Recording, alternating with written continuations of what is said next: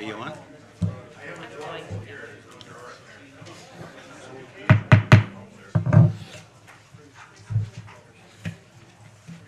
It is the appointed time, supervisors. I'll call the meeting to order. This is the meeting of the St. Croix County Board of Supervisors for the month of December.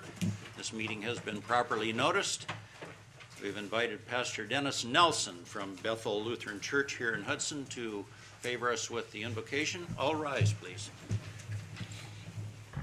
Let's pray together. Eternal God, we stand before you in thankfulness for the gift of life. As individuals and as the community of citizens in this good place, our days are consumed with the busyness of living, especially in this holiday season.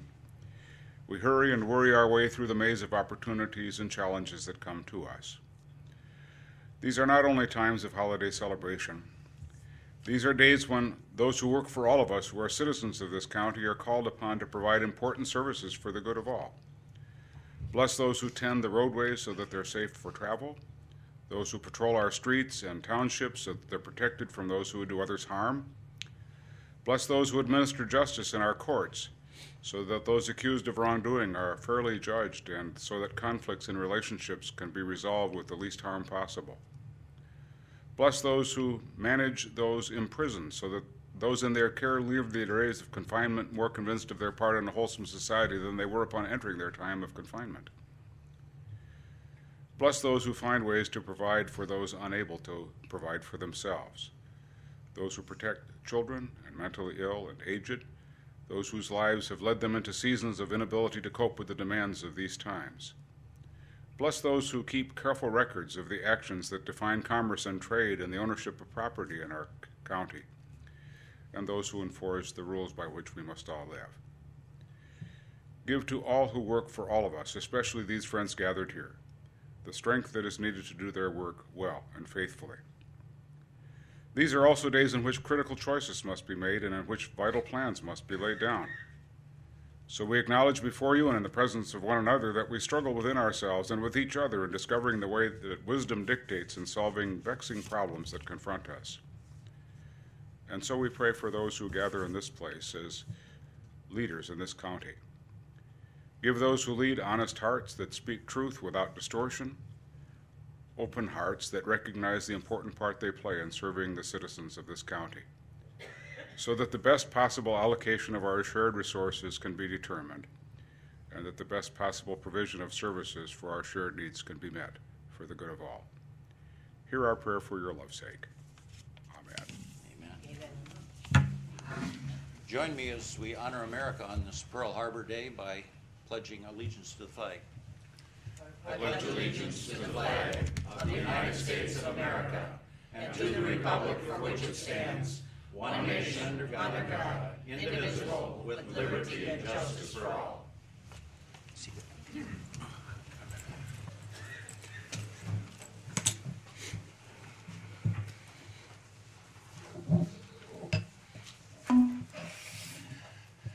Roll call, please. Indicate your presence.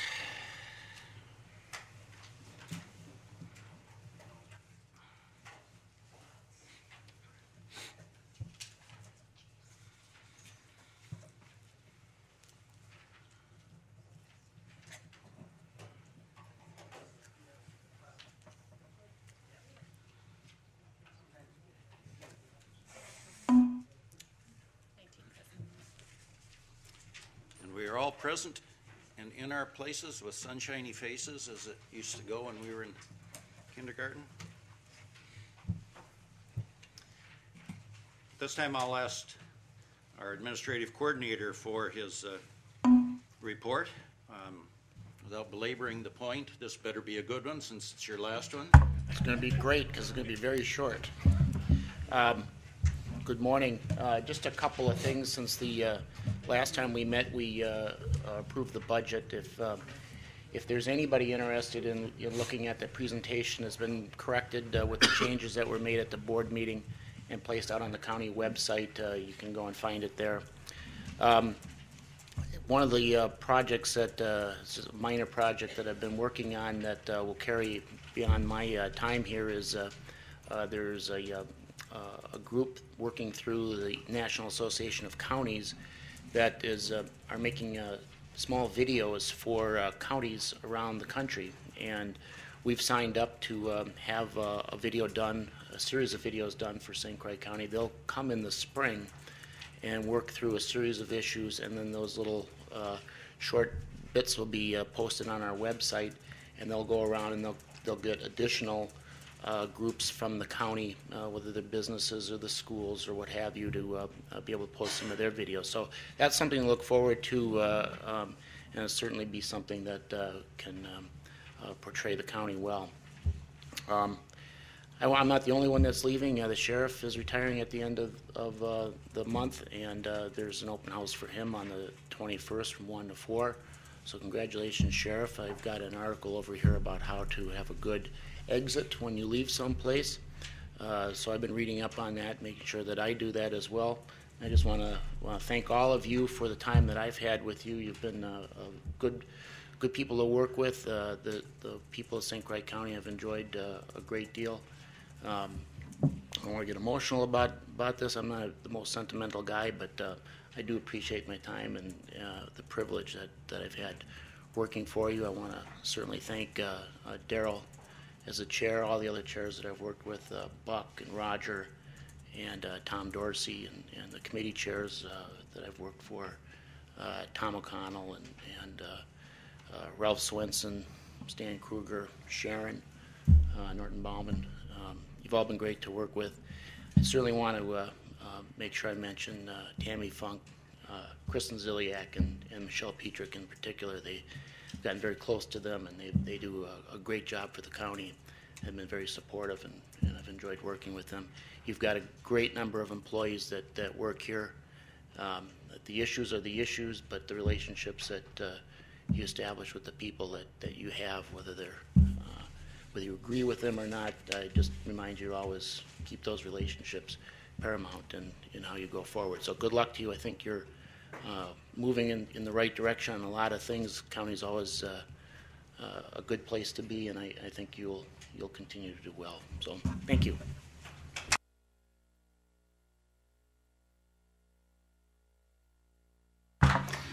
Chuck, excuse me, I'm getting emotional. Chuck indicated that there is a retirement for Dennis on the 21st, and that's a little bit different set of circumstances because Dennis chose not to run for re-election and a constitutional officer, and we appreciate his service. Chuck, on the other hand, I think most of you know, has resigned because he's accepting a larger responsibility with the city of Faribault. I can indicate to you and get on your calendar now that on the afternoon of the 20th, there is administration committee that morning. On the afternoon of the 20th, there will be a reception and an opportunity for all of us employees, department heads, supervisors to have some coffee and cake with Chuck. So get that on your calendar. But in advance of that, Cindy and Amy have provided some delightful holiday cupcakes back here. I suggested that cake would be in order, and they observed that cupcakes were easier, and since I'm not any kind of a pastry chef, I deferred to their judgment. So at break time, help yourself to one of the treats back there. Chuck, I just want to say personally that I wish you well. It's certainly with mixed emotions that I do that. I'm disappointed for the county, but happy for you if this is an opportunity. Had the privilege a decade ago to be part of the interview panel that selected ultimately the person that we recommended to the county board as our new administrative coordinator following John Kriesik.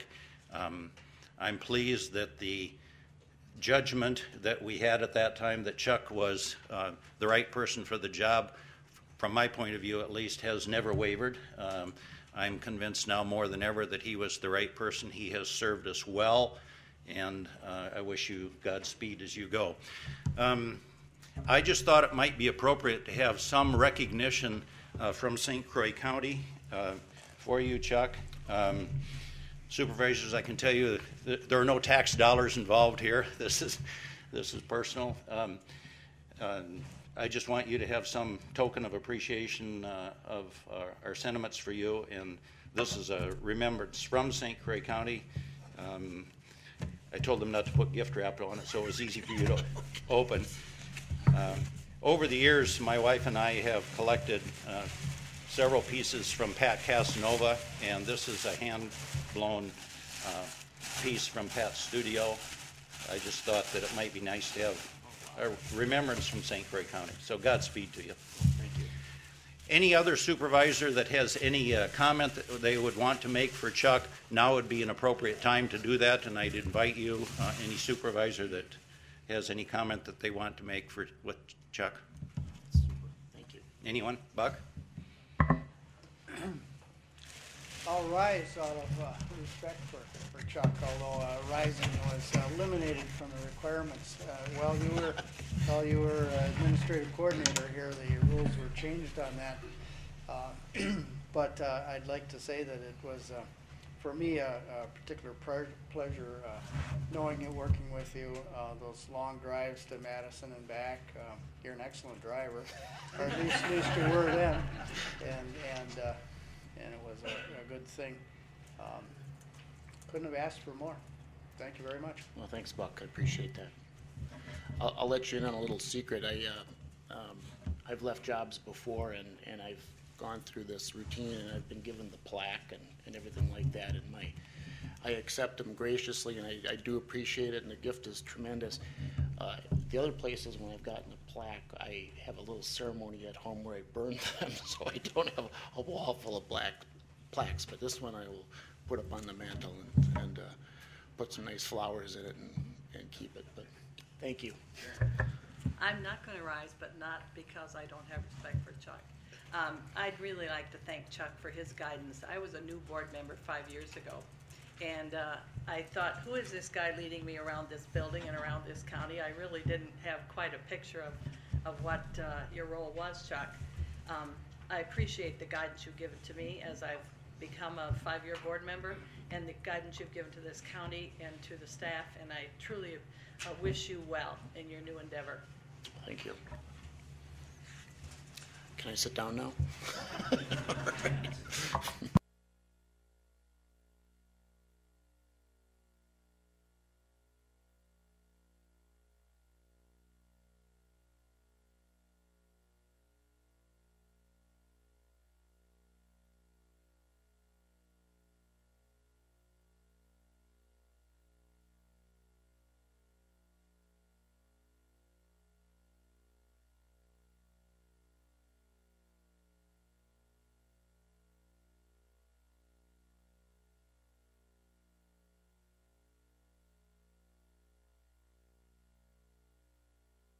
Say, when you said you were going to put that up on the mantle, usually when people do that, there are ashes inside, and I'm wondering, is that some kind of an omen?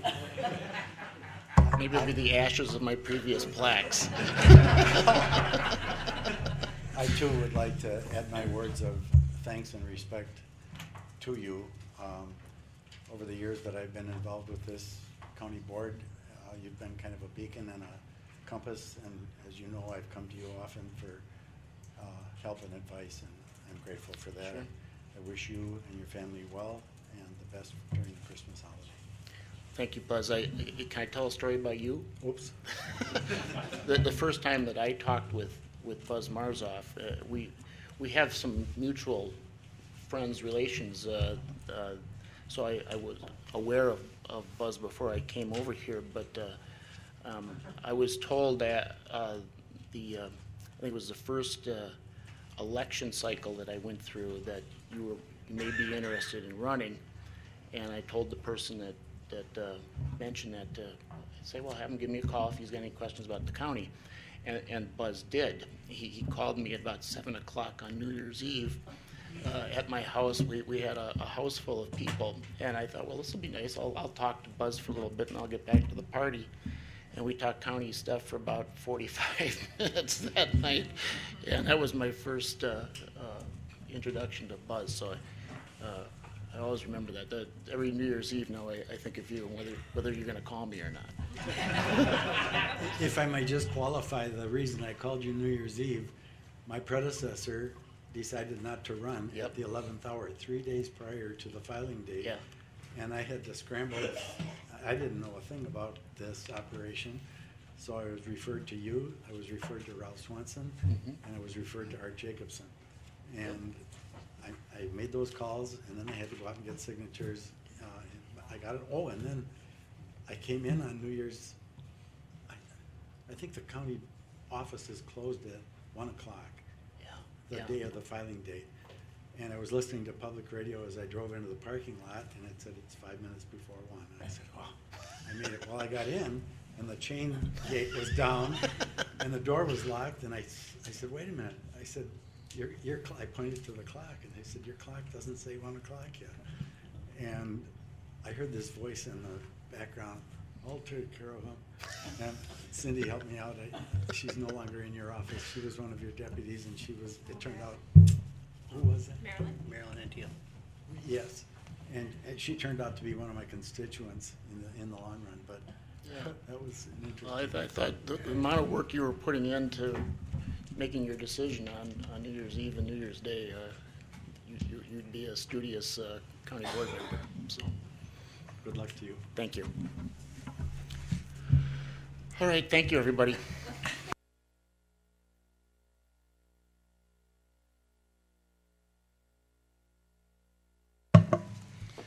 The agenda has been distributed for your prior review. We have several items that we will take in one motion as the consent agenda. Boy, I apologize. I've got some kind of a frog in my throat, so that'll keep me quiet today. Supervisor Schrank, is there a second on the consent agenda? Second from Larson. Roger, can you get your second in?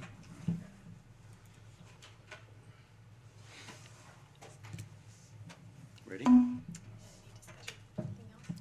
Yep, go ahead. Okay, proceed to vote. Go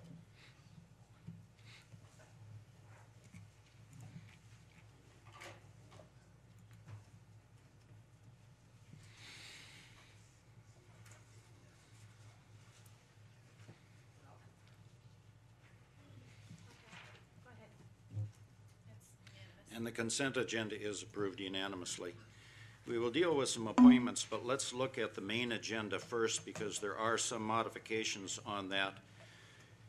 If you look down the agenda, item number 3 will become moot if in fact we approve item number 2. But it's on the agenda. I'm going to have to get some water. It's on the agenda in the event we do not approve number 2. So as we deal with the agenda, we will consider item number 2, which is a resolution amending the review process. If that is approved, we will then not deal with item 3 because it's taken care of. If item 2 is not adopted, then we will consider item 3. Are we clear? Item 4, we are going to remove from the agenda. That needs some additional work. It's going back to the, thank you very much. That's going back to the administration committee. That process has not been fully vetted and will go back to the administration committee. Will return here undoubtedly in January. But for purposes of our meeting today, item 4 is removed. Item 12 is not a resolution. Item 12 will be, I would anticipate, a motion. At this point, we have considered the concept of changing from a coordinator to an administrator in the administration committee, and reported out of that committee unanimously was a motion.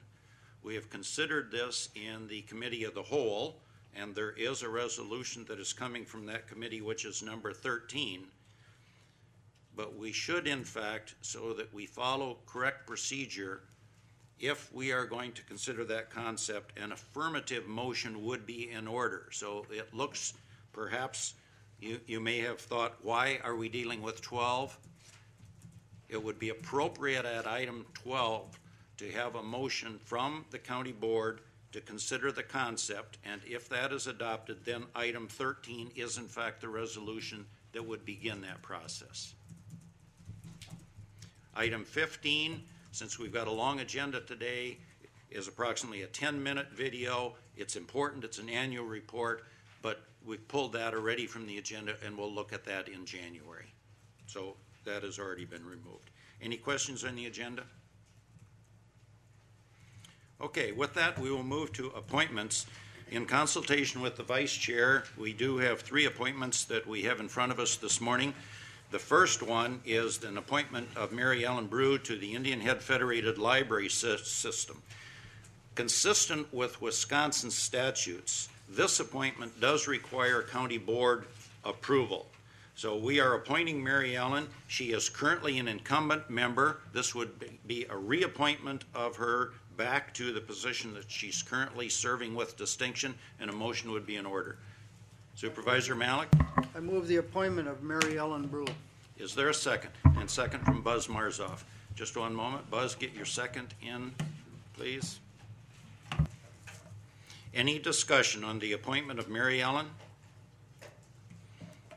Are you ready? Hearing none, proceed to vote.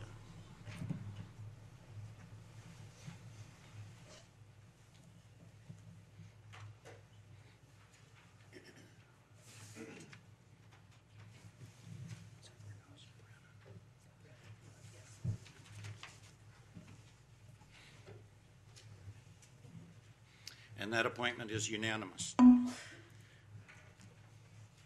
We are also appointing Debbie Brennan to the Council on Aging and Disabilities to represent the Development Disabilities position for a 3-year term, and we are appointing Tim Ramberg to the Wisconsin Gateway Coalition. This appointment replaces the position that Chuck has served, a staff position with the Gateway Coalition. Supervisor Roger Reppolz continues to be our county representative to the Gateway Corridor Coalition. So those 2 appointments are made. And with that, Supervisor Schrank? Those don't need confirmation. Those are just appointments that we are making. So with that, let us move to some items that are in front of us today. And I'm going to take a few department reports first so these people can get back to work. So the first one up is Casey Swetlick. And Casey, medical examiner and emergency services support services. And you are on deck, sir. Merry Christmas to you. Merry Christmas.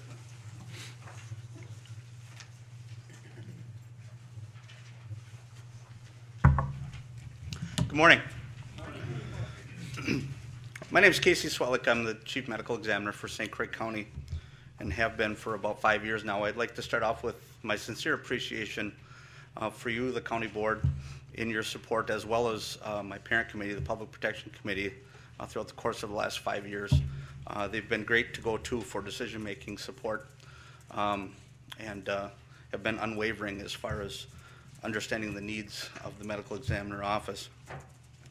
I also like to acknowledge the support I've received over the years from the law enforcement agencies throughout St. Croix County, not only the Sheriff's Department, but all law enforcement agencies, as well as other county agencies, including Public Health, Behavioral Health, the DA's office, and Corporation Counsel. I would be nothing if it weren't for the support of my deputy medical examiners, Patty Schochner, Jeff Stacken, Susie Santer, as well as Leah Gullickson. They are the face of the medical examiner office. They are the ones that are going to the calls, dealing with the grieving families, doing their investigations and making field decisions. So I sincerely appreciate their support. You've been provided with a copy of my annual report. I won't be long here. I have submitted my resignation as Chief Medical Examiner, and we will soon be looking at perhaps a transition, and I believe that's on your agenda as well for consideration. The caseload of the Medical Examiner Office is in excess of 500 per year. That's a tremendous caseload. On top of that becomes the caseload of the Chief Medical Examiner dealing with death certificates, and we are in excess of 100 death certificates per year as far as the responsibility for cause and manner of deaths for residents or people that die in St. Croix County. I think it's important that the Chief Medical Examiner position provide some consistency for all those supporting agencies that we work with. I've mentioned it before, and I'll say it again. I feel there's a need for consideration for looking towards the future for the Medical Examiner Office, the caseload, the responsibilities, all kind of speak to the need for additional support in this office, and I hope you would consider that if it comes before you in the future. With that said, I'll open it up for any questions related to the medical examiner office. Any questions, supervisors? Okay. Tremendous job. Great, yeah, thanks. We ought to have you up here more often. Sometimes we get a lot of questions. With your permission, I'll move into the emergency support services area.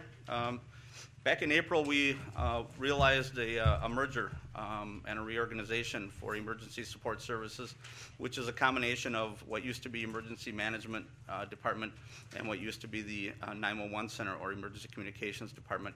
We've now reformed to be the emergency services department with two divisions, that being emergency management and emergency communications. I'd like to start off with just a brief overview of emergency communications, and again, I would offer my appreciation towards you, the county board, as well as what is now my parent committee, public protection, towards emergency communications. I'll once again echo my previous comments as far as the support and the unwavering belief of figuring out what's going on, and I appreciate that effort that I've witnessed. I'd also like to acknowledge my appreciation towards my emergency communications coordinator, Terry Anderson, as well as the entire staff of the 911 center. They are the people that answer the calls. My mission statement is we are the interface between those who need help and those who can provide help, and being that interface is a very thankless position to be in. Rarely do they get closure, rarely do they get acknowledgement for their efforts, and I'd like to certainly make public my appreciation towards the work that they do. We provide timely dispatching for over 37 police, fire, EMS agencies in St. Croix County, and I think we do it very well.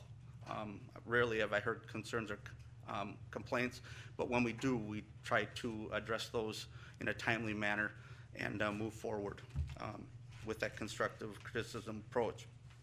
We provide uninterrupted 911 call support for the entire county and residents within the county. We also maintain what's called a master street address guide, where all of the streets and homes in St. Croix County are updated continually as the foundation of our 911 center and the computer support. I wish to also acknowledge the support from IT. They prioritize our needs in the 911 center, and it's very appreciated. We have responsibilities for the entire phone system in the county, both here in Richmond and at Baldwin. And we also respond to warrant entries. We're the single point of all warrant entries in the county, and we're in excess of 8,000 plus warrant entries for the county. So that's a considerable number. We went through this year. We went through the complete replacement with your support of 27 radio bases. We have a public safety radio network within St. Croix County for all police, fire, and EMS. And the replacement of those aging radio bases positions us for what the FCC has mandated as a narrow banding project, which we will realize here in 2011. Those 13 to 14-year-old radio bases that you've supported allow us now to transition into the narrow banding mandate from the FCC. So that was a project that we have completed successfully within the last year. We also deal with a 24/7 point of contact for a lot of agencies in the county. They utilize the 911 center for anything from dam alarms. Those are the alarms on dams, not an adjective related to the alarms. So we do have that responsibility as well, and hopefully we meet that responsibility. Looking towards the future in the 911 center, our physical confines present some challenges that I think in the future you'll be asked to make decisions related to. We are wedged into a small office space and we are growing. The demands, whether the economy suffers or the economy is a positive one, we still suffer as far as the increased demands in the 911 center. So we'll be approaching you for decision support on staffing issues as well as the physical confines of that 911 center. I welcome you all to visit to see for yourselves how we're wedged into that small little office there. So I think some long-term decisions are also coming forward for your support.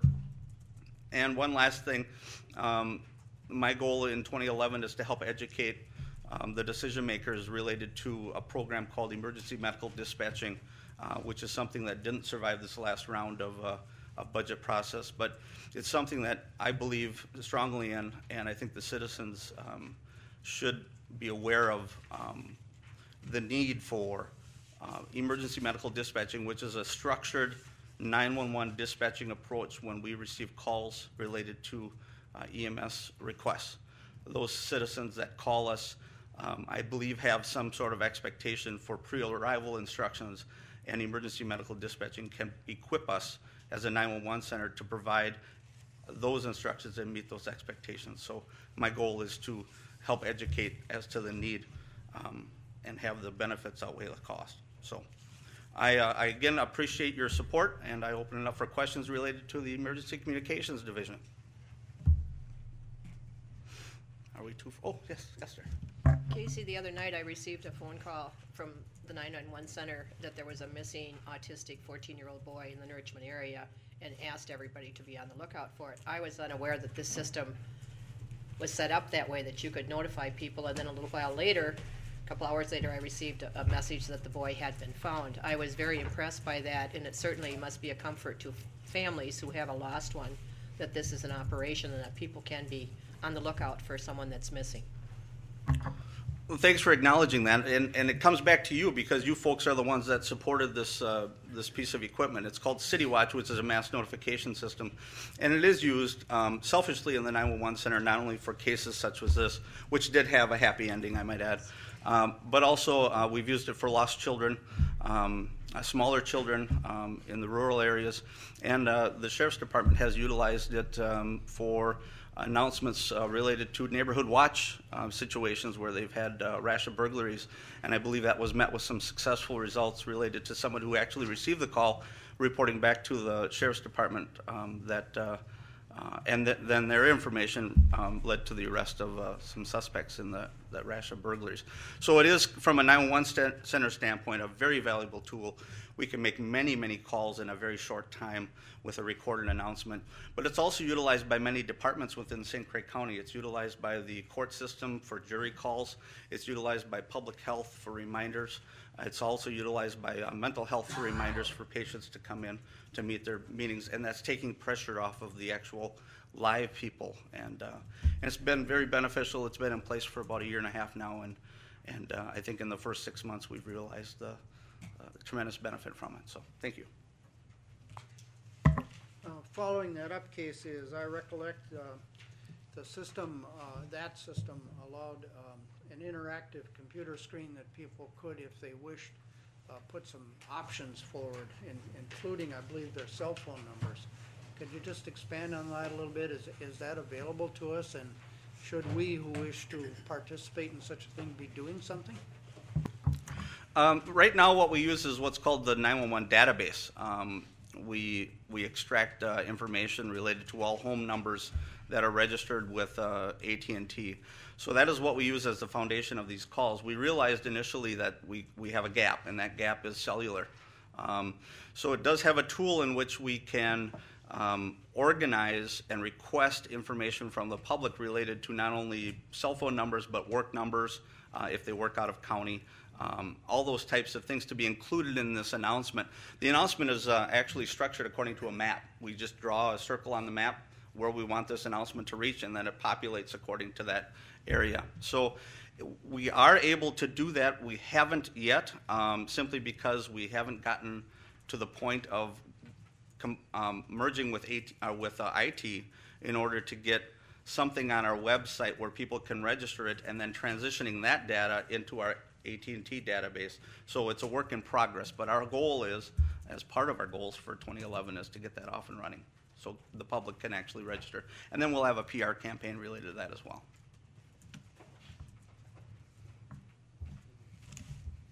Any other questions, comments for Casey?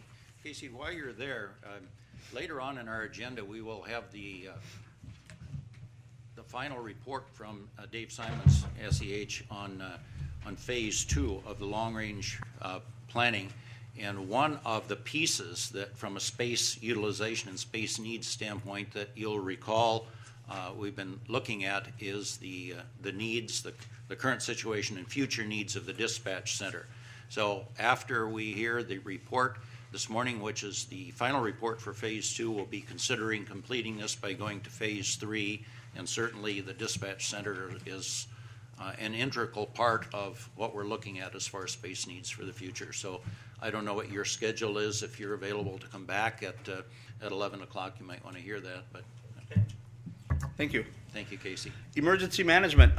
One other division of emergency support services, I would once again echo my appreciation for your support and that of the Public Protection Committee and the various departments within the county that we work for. I'd also like to acknowledge my appreciation towards Kristen Saylor. Kristen Saylor is the emergency management coordinator that the county hired in August, and she was quickly met with a tornado and a flood as our way in St. Croix County of welcoming her to the fold. So Kristen has stepped up to the plate. She's filled the gap that we had, and that gap was experience. We needed someone that was able to hit the ground running. I believe the county made an excellent choice in Kristen. She has my unwavering support, and I would certainly like to acknowledge her work efforts, as well as that of our program assistant, a name that you've probably heard, and that is Janet Smith.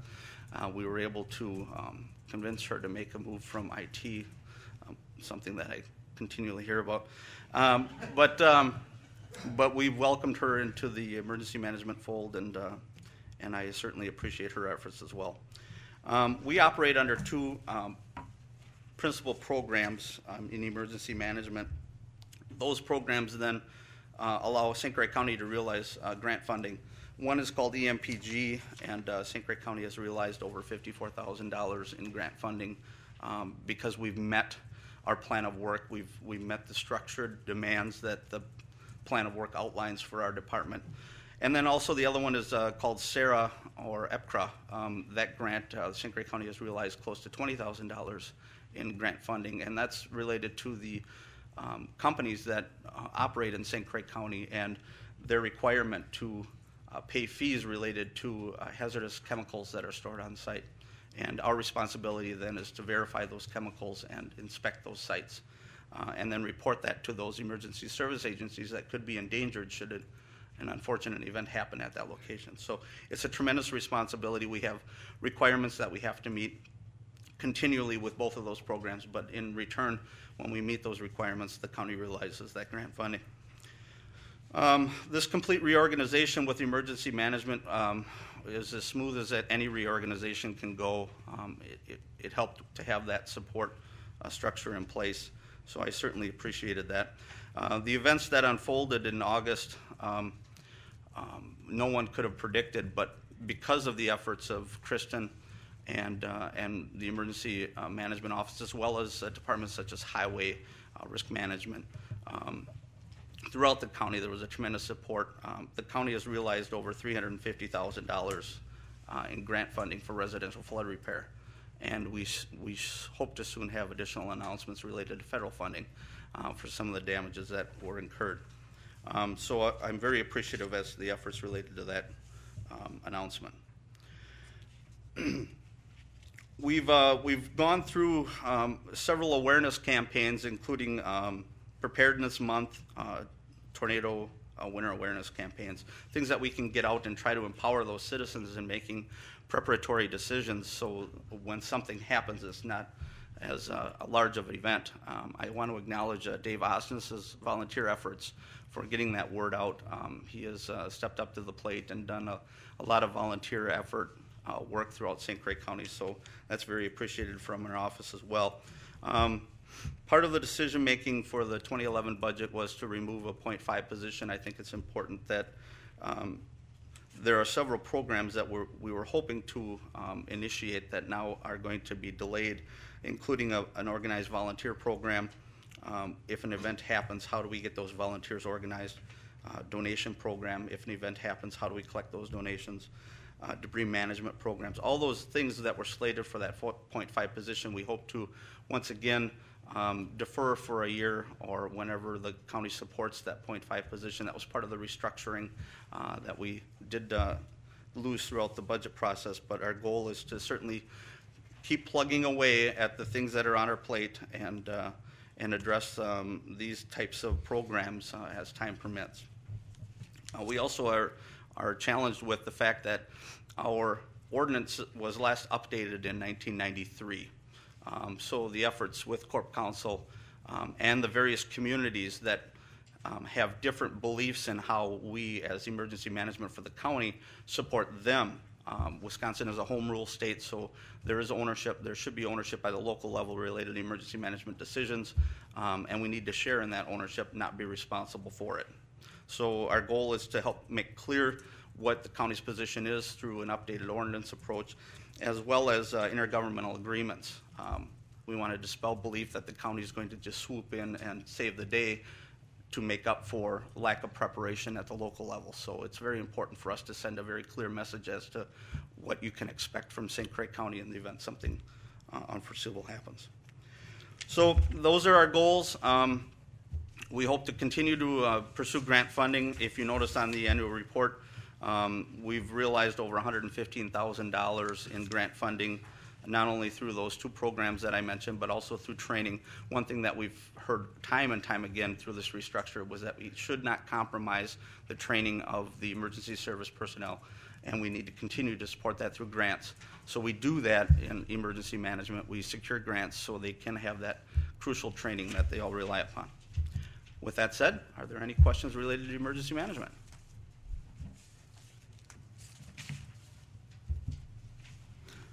I'd like to end by thanking Chuck for his time and support throughout the course of the 10 years. I'm sure he's going to be very happy and well supported wherever he ends up. So, Chuck, thank you. I've already resolved the fact that I will not have a retirement party for emergency management or for a medical examiner, and I'm okay with that. So, in case there are any doubts. Thank you. Thank you.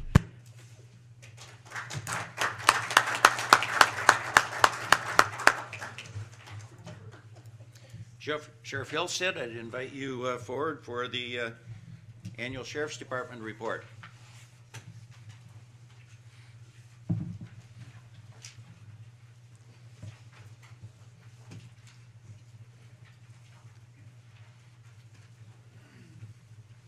Good morning.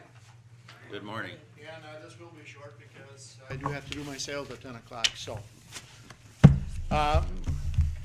Okay. We sent out a copy of some of our yearly report too. It's, of course, the 2010 is only up until the end of November. As we look at the Sheriff's Department, the number of things that we do, there's probably, we've only listed, I think, 4 or 5 different things that we record, but there's probably 200 or 250 different types of calls that we might answer throughout the year, of different types of calls. It's everything from, the homicides all the way down to the, unfortunately, I'll probably get some static here, but the mother who can't get the 5-year-old to go into timeout. So we are varied in the types of calls that we answer sometimes. So, but anyway, I'm not going to spend a lot of time on that. In fact, I'm not going to spend any more time on that. I would just, because I don't have to. But I want to thank the board for all the support that it has over these past 12 years given to myself and especially to the Sheriff's Departments. We have been able over the past 12 years to continue to grow as needed to meet the needs of the county, to be able to respond as we are required to do, and we have really been able to keep up both as far as manpower and more recently with the technology that is out there and the things that we need to add to the department to make us more effective. I guess the only caveat I have for the electronic is that about a month ago, one of our young officers, they all have computers in their squads now that type out the tickets and they type out the accident reports and they can type out their daily reports. So they can do all that. And one day his computer wouldn't work. So he came in and he says, I can't do my job because my computer won't work. You know, and I go, I just gonna smack him. But there's still, you still just go out and talk to people. You still do it the old-fashioned way, which is with your feet and with your mind. So, but I want to thank you for the support that you've given. I would ask that you continue to support John Schultz as he takes over this position. I know that he is well qualified, well capable, and I think you will be well pleased with some of the, I would guess that he will bring some innovations and some new ideas to the department. So, so from that, I'll be on the outside looking in for that. But again, if you have any questions, I may or may not answer them. But so, I have to leave a little sense of humor here. It's been 12 years. Some of it's been a joy and a privilege, and some of it has been very difficult. And so there's been some mountaintop experiences, and there's been some deep valleys. But through it all, when we all work together and we all strive to seek the same thing, which is the betterment and the service to the people that put us in this place, I think then we all work together and we all have a common goal. So with that, I'll thank you for this part. If you have another question, or if you have a question about something, I will answer. So. Well, Sheriff, before you leave, just let me say on behalf of this Board of Supervisors, and I believe on behalf of the citizens and taxpayers of St. Croix County, we appreciate the service that you rendered to this county during your terms as an elected constitutional officer, as the chief law enforcement officer for the county, and supervisors and audience members. I would invite you to stand as a token of our respect and appreciation, and thank you for your service.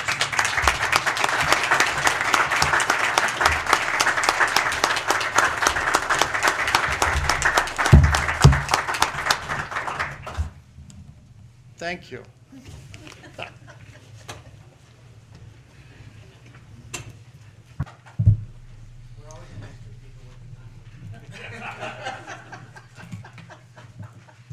In our third report this morning, I would invite Katie Capon to come forward for the report from her area, from the child support area.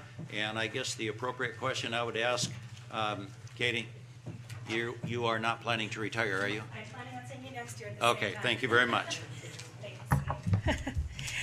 Good morning. I'm always grateful that our annual report falls at the end of the year, because the work in our department is closely tied to the federal fiscal year, which ends in September of each year. And I'm very pleased to report and direct you to our written report to show that we've had another very successful year in the Child Support Agency. So, the report card is in. Collections for the federal fiscal year exceeded $12 million, which was considerably more than the past year, where we've been exceeding $11 million. I just really want to focus on some of the major accomplishments, and I'll keep this brief. Those collections certainly are a major accomplishment, not only for the families of St. Croix County, but also for St. Croix County in terms of revenue, because this is how we earn our reimbursement, by meeting the performance expectations that the state outlines for us contractually. We have to meet certain benchmarks in establishing paternity for cases, collecting current support, enforcing arrears obligations, and health insurance obligations. So those are the things that the state funds us on, and we've exceeded our benchmarks and earned all of the money available to us to operate the program.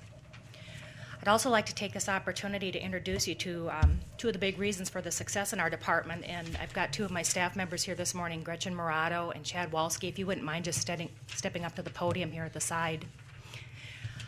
Some of you may remember Gretchen Morato, or for the new members on the board, a few years back, Gretchen... Do you want them to come forward? I would appreciate it, yeah. Gretchen volunteered with another staff member in our office to assist the clerk of court's office in developing a procedure to collect outstanding fines. And it was a very successful measure. They helped collect money in the clerk of court's office and develop the program for collecting fines. And this year, she stepped forward We had a request from La Crosse County to perform some work for their agency. And again, even though Gretchen, being the most senior member of our staff and having the highest caseload, agreed to take on this work for St. Croix County, and that has resulted in what will be $9,000 in revenue by the end of this year when that contract ends. So Gretchen, I want to thank you for that and give you the recognition that you're due from the board, because I think that's really quite a statement of success. Gretchen works hard, she gets her work done, and she's always the first one in line to take on more work when that day comes, and I think that's a very positive reflection for our department and certainly on Gretchen. So thank you. And I'd also like to introduce you to Chad Walski in our department. He's been with the Child Support Agency for about 5 years, and at the annual conference, the Wisconsin Child Support Enforcement Association annual conference, he was recognized as the Child Support Worker of the Year. And the reason that he was recognized is not only because of his outstanding performance in the agency, again in those areas of collecting support and enforcing orders and establishing child support orders, but the innovative contributions he makes both internally in our department as well as to other state initiatives. And Chad's been very involved in that, assisting on work groups for system improvements in our case management system, and also being our representative to the Minnesota-Wisconsin border project, which has resulted in efficiencies between these interstate cases that are very complicated to work with. So he received that recognition, and again, not only a positive reflection for Chad, but our department in St. Croix County as a whole. And so I'm very proud to have them both here with you this morning. So thanks, Chad.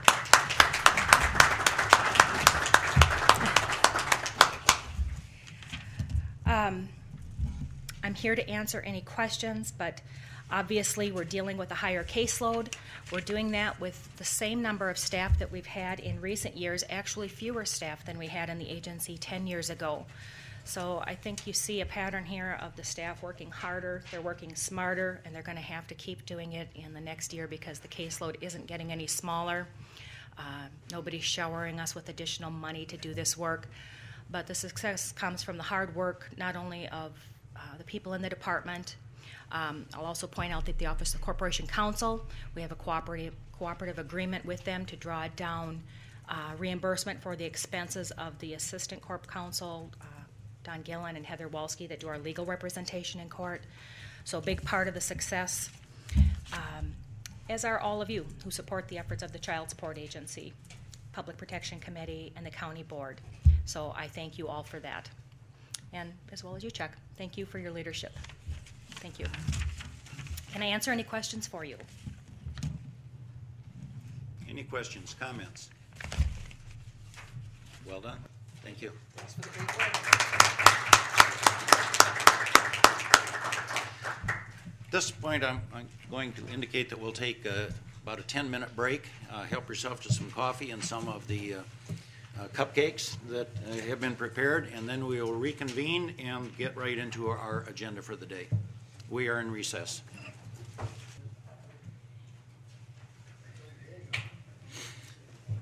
Looks like we're reassembled. So we're back in session, and we're ready to begin our agenda.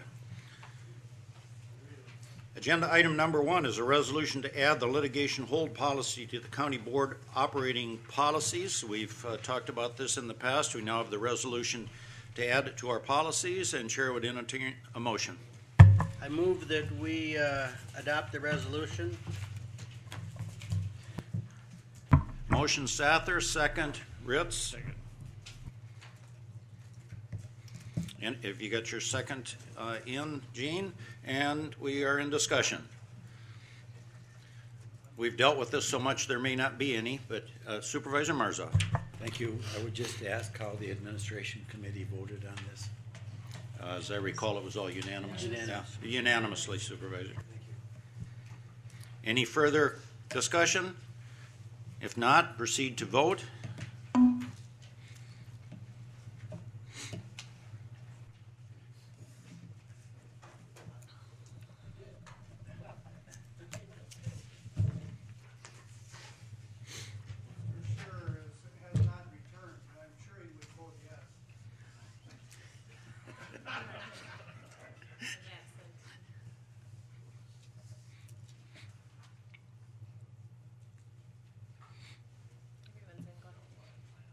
Everyone's in.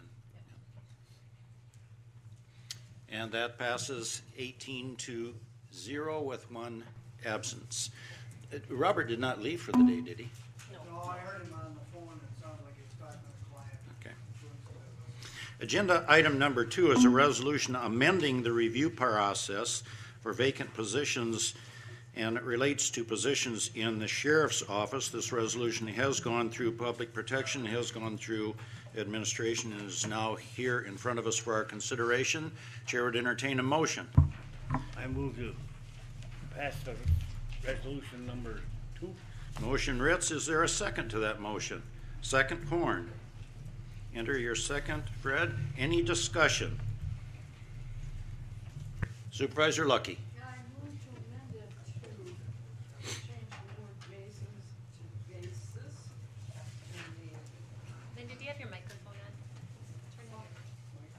on? Turn it on. In the 5th whereas, I'm moving to change the word basis to basis. Chair would indicate, since that's obviously a typo, that a motion would not be in order, that it would just be a correction of the typo. Would Fine. that be agreeable? Fine.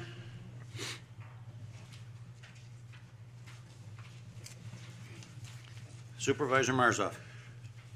Thank you, Mr. Chair.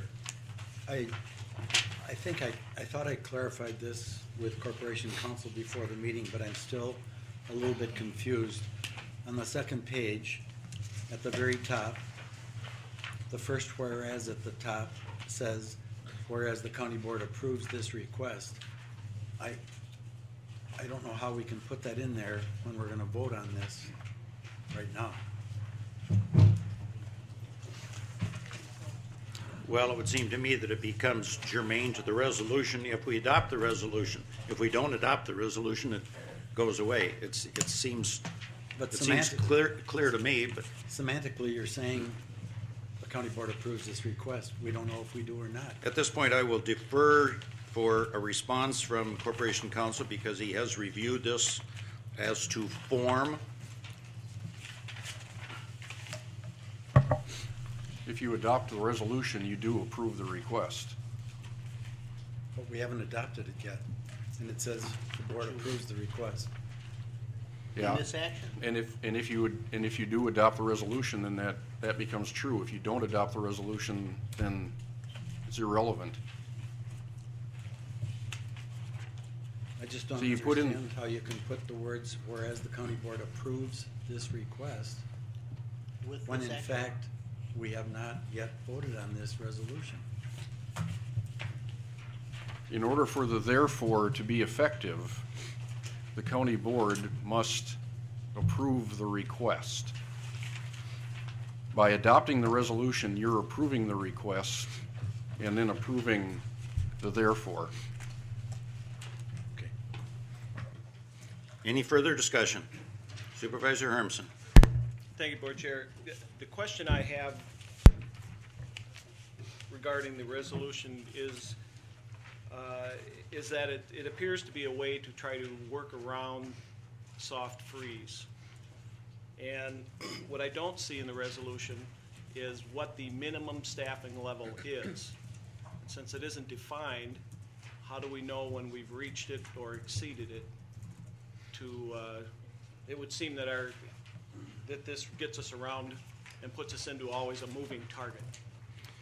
Would the Chair of Public Protection care to respond to that? Microphone.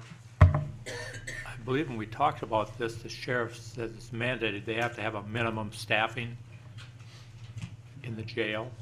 And I don't know what that minimum staffing is, but that's why this is set up, so they have a minimum staffing, and that's mandated they have to have. If it's appropriate, I'd ask the sheriff to comment on this question. Sheriff Hillstead. Yep.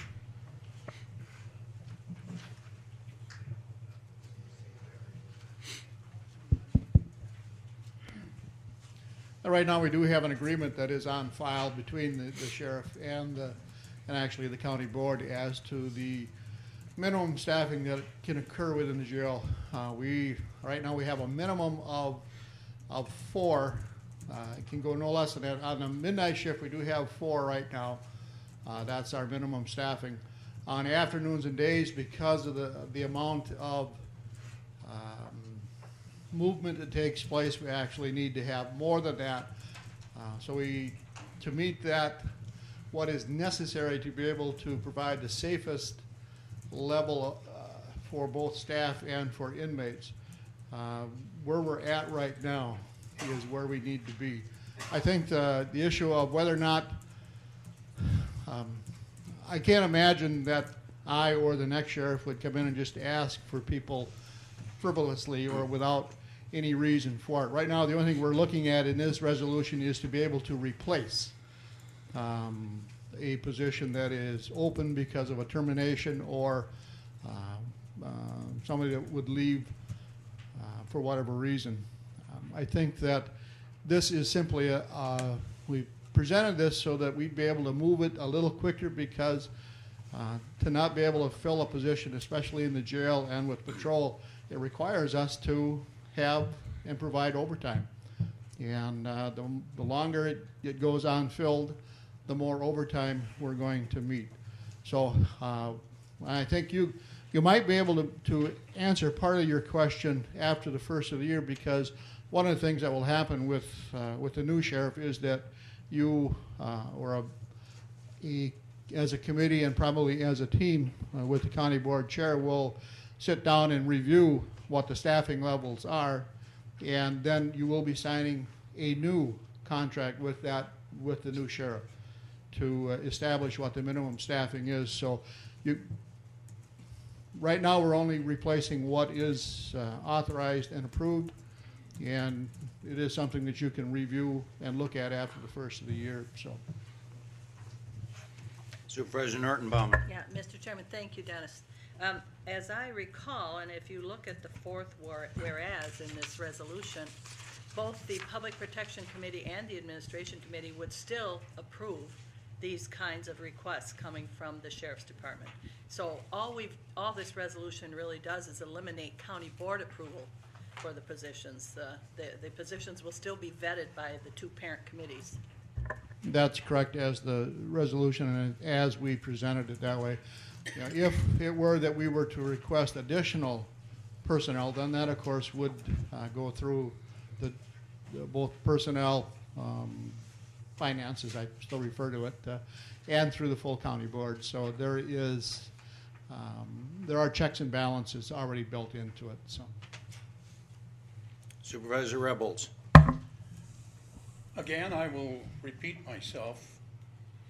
Dennis is in charge of the Sheriff's Department. He's managing the operation. I don't think we should micromanage his operation any different than we do someone else's. If the thing is wrong, then we should correct it, but it isn't wrong. It's simply a management tool that he's using. Any further discussion? Hearing none, we'll proceed to vote on the resolution that's in front of you, which is a resolution amending the review process for the vacant positions for 2 positions in the Sheriff's Office. Proceed to vote.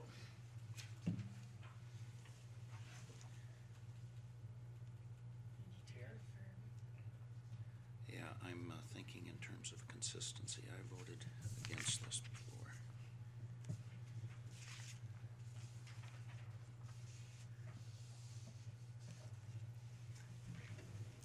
I don't want to confirm what I just pushed. How do I do that? You don't just push right away.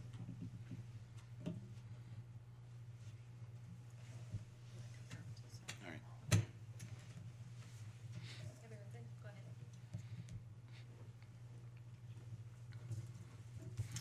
And the resolution is adopted. This now renders item number 3 to be moot. And we will not deal with number 3 because that has been taken care of with number 2. Number 4 we have pulled from the agenda, and we are going to, excuse me, my phone is vibrating. That really vibrates, doesn't it?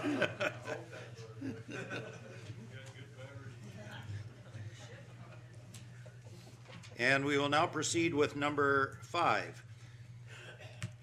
Agenda item number 5 is an amendment to the County Board rules and bylaws to restructure the Substance Abuse Subcommittee. As you'll recall, there were some questions about attendance and voting membership. This resolution is now in front of us. It comes from the Health and Human Services Board. Motion to adopt from Supervisor Wentz. Is there a second? Second from Supervisor Marzoff. Enter your second, please, Buzz. Discussion. Any discussion on this resolution to restructure the Substance Abuse Subcommittee? Seeing none, we'll proceed to vote.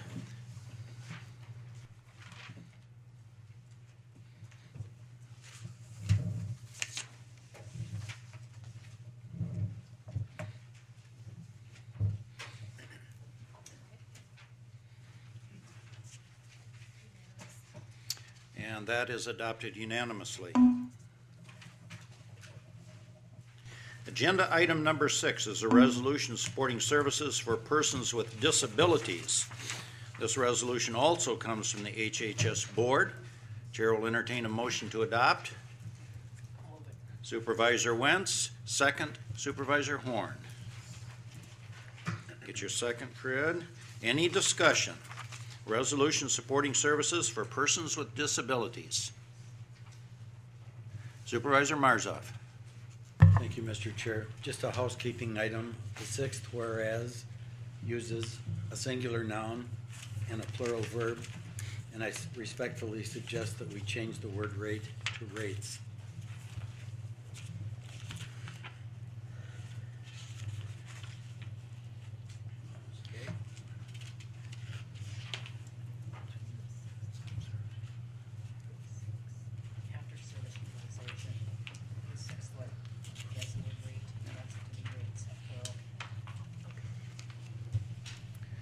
Is there any objection? I don't see this as necessary for an amendment. If there's no board objection to that, so ordered. Any further discussion? Any additional discussion? Seeing none, proceed to vote.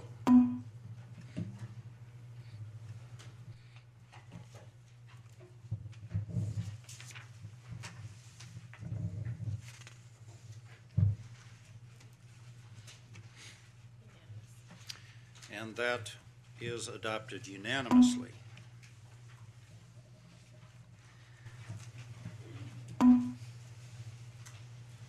You'll recall in Casey's presentation this morning, he indicated that he had resigned as medical examiner.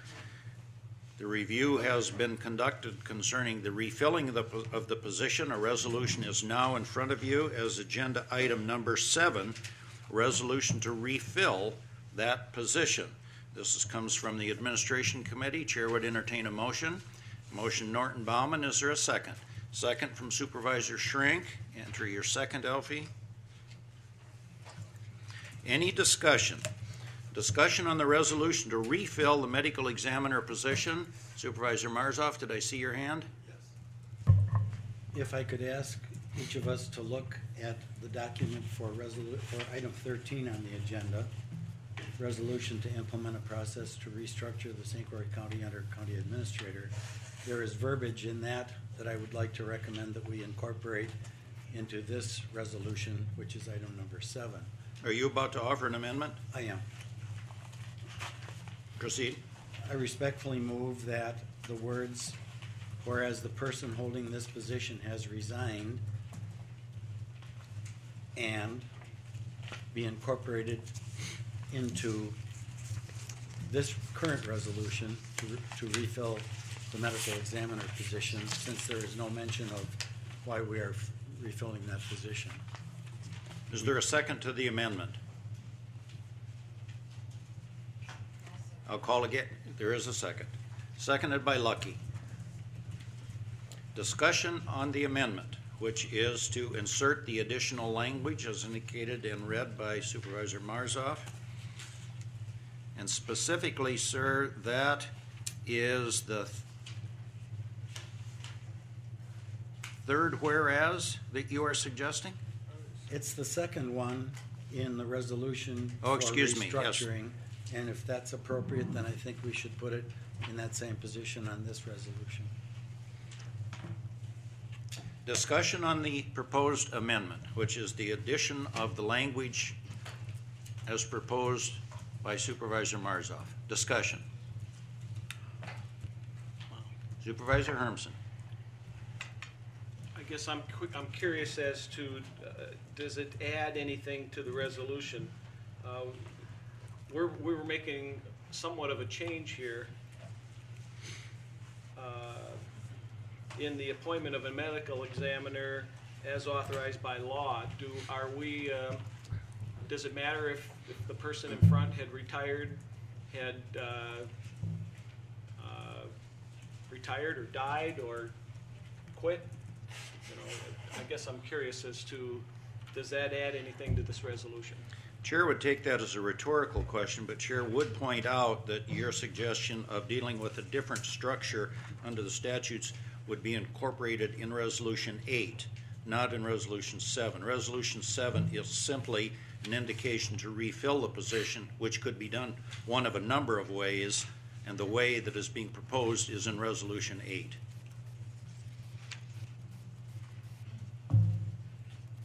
As to whether or not it adds anything, supervisors, you'll need to be the judge, and you can so indicate with your vote on the amendment. Any additional discussion on the amendment? Supervisor Marzoff. Thank you.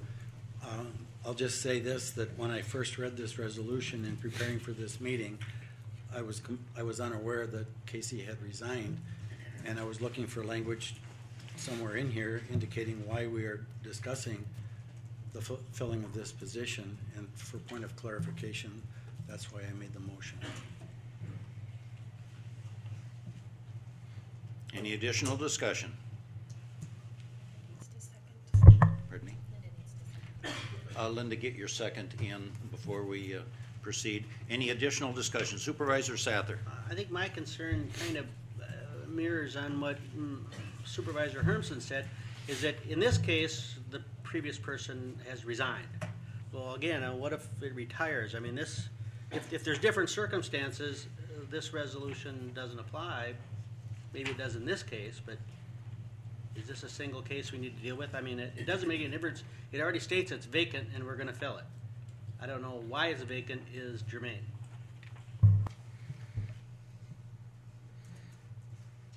Any additional discussion? We're dealing with the amendment only, not the resolution. We have a motion made by Supervisor Marzoff, second by Supervisor Lucky, to amend the resolution. The amendment would add the additional language as suggested, which indicates that the vacancy is because there's a resignation. Proceed now to vote on the addition of the language to the resolution.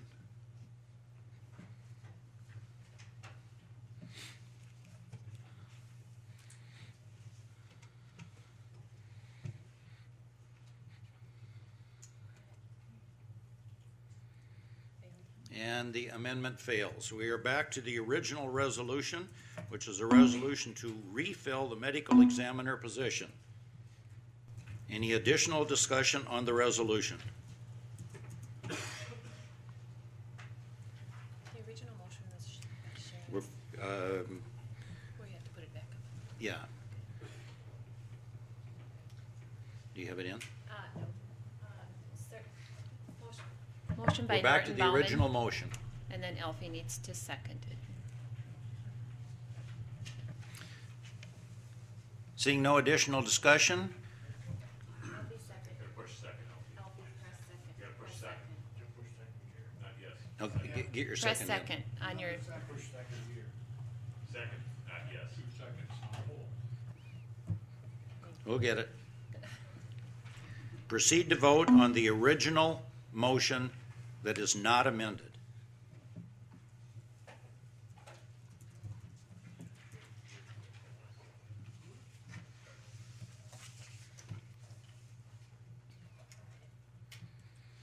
And the resolution is adopted. Now we'll proceed with Resolution 8, which is now, as a result of the agreement to refill the position, a resolution appointing a medical examiner. And it is being done a little bit differently, and that may come up in discussion. So at this point, Chair would entertain a motion approving the resolution for the appointment of a medical examiner. Motion from Public Protection Chair Larson and second from Supervisor Horn. Fred, get your second in. Any discussion now on the resolution appointing a medical examiner? Supervisor Lucky. Could someone please give us a brief report on this individual's education, training, and work experience to be qualified for this? And that person may be Chair of the Public Protection Committee. Want to weigh in on this, or Chair Larson, do you want someone else to respond to that?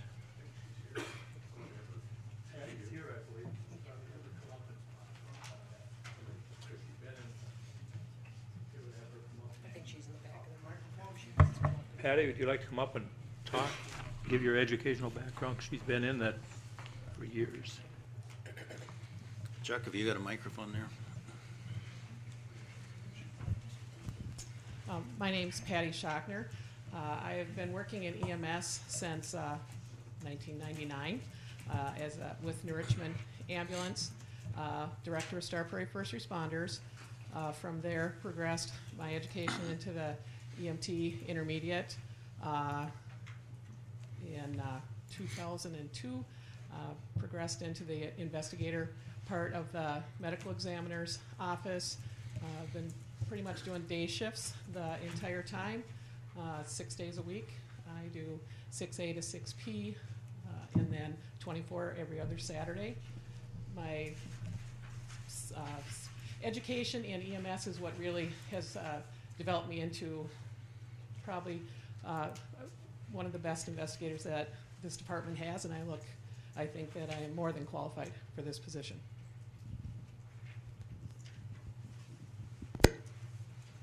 Any additional discussion? It looks like. Any additional discussion on the appointment? Supervisor Norton Baumann. Yes, thank you. I think it's the third page of this document. At the bottom, under compensation, section F, there's a $60 per transport to Ramsey County. Are we always going to Ramsey County? That's my question. Response, Public Protection. Microphone, Roger. I guess at this time, they're still planning on it. I've talked to everybody that's been involved with that, the sheriff and the district attorney. So far, they're all satisfied with Ramsey County. I know what we had for a discussion, Sharon, but so far they're still comfortable with Ramsey County doing that work for us. Supervisor Norton Baumann. If there would be a time when the transport would be someplace other than Ramsey County, how would the pay for that transport be determined?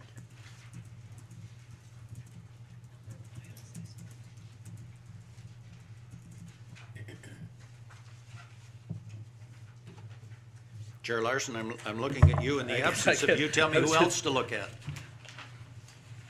I guess I can't answer that at this time. That'd be something we'd have to look into. Is that an appropriate answer to that? I guess excuse me, if that's the answer you have for the day, then that would be the answer that we're going to be given. I'm just concerned that we seem to be locking ourselves into Ramsey County. Chair is going to. In fact, there may be another place that bodies might be transported. Chair is going to invite medical examiner, current medical examiner, Mr. Swetlick, to respond to the question. For 24 more days. In the past, we've considered, I started in '93, and there have been several considerations for different sites for autopsies. We use Ramsey County for our autopsies for St. Croix County. If other counties are considered and the distance is considerably more, I would assume it would be brought back to the parent committee for consideration for a restructuring of that time and effort for the medical examiner or deputy medical examiners to transport the body. Right now, it's a reimbursement for their time and effort to transport that body to Ramsey County, and it's much different than what it used to be. We used to pay $175 to have funeral homes do it. So it was part of a cost-saving effort to put that responsibility, as well as some continuity in the chain of evidence for our department to still remain with that body when it's transported to Ramsey County, as opposed to turning it over to a private business. So if it were to be considered for a review, just like any salary reimbursement from cremation authorizations, phone reports, it would be brought before the parent committee for consideration and then up the chain of command for an ultimate decision. Chair Rebels. Is there any reason for us to go somewhere else? This is St. Croix County. To me, I would think Ramsey might, as long as they're competitive, might be the place to go to. If you're asking for my opinion, I'm very comfortable over the course of my time in the medical examiner's office with the efforts of Ramsey County. I'm unwavered in their support of them. There always could be a reason to go somewhere else. Should their fee schedule change? Should other fee schedules change to make it more affordable to go somewhere else? Most certainly is part of a consideration effort to see about that. But right now it's Ramsey County, and if it does change, I think that would be certainly a decision we would make at a committee level to start with. Supervisor Lucky. Do we have a contract with Ramsey County, or is it just on an informal basis? There's a contract related to the fees and services with Ramsey County, yes, including what the DA expects from Ramsey County as far as testimony goes. Supervisor Hermsen. Thank you, Board Chair. I guess here's the question I've got, and I keep hearing, we've heard now in your report that of the shortcomings or the things that are of concern when it comes to the medical examiner, and the issue that keeps coming up is the van. And I'm kind of curious here, if someone was to be expected to show up on scene to do a job, wouldn't you think they'd have the tools with them to do that job? And when we're paying someone $100 per scene, plus for up to 2 hours, and then $45 an hour for additional investigation. And I also see down there they're getting a mileage reimbursement, plus $60 per transport to Ramsey County. I'm looking at this and thinking whoever we hire would be coming with a vehicle and able to do the job. So the question is, does this expect the person to have a vehicle that they provided, rather than the county providing a vehicle? Part of the requirements as a deputy medical examiner or chief medical examiner is to have a vehicle. You're correct. When that vehicle, personal vehicle, is used, they are subjected to 50-cent currently mileage reimbursement. The medical examiner van allows us to avoid that 50-cent per mile reimbursement, and it is an extreme cost savings measure to the budget. When they arrive on scene, the decision is made as to whether or not the body is going to be transported for an autopsy. Oftentimes it is not. But when that body is transported for an autopsy, their private vehicle will not suffice. We have needs for a tremendous amount of equipment to transport bodies. Just throwing them in the back seat of the trunk or the back of the truck will not suffice. So we need a structured vehicle to transport a body in a respectful manner to Ramsey County. Now, we used to pay funeral homes $175 to do that.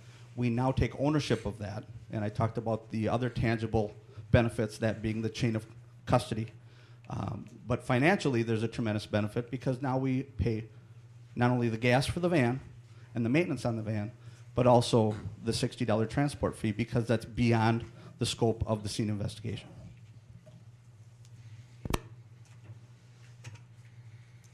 Any additional discussions? Supervisor Schrank?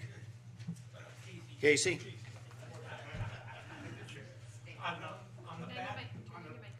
On the back page of the description of qualifications, there's professional activities, and it's got 5 lines there.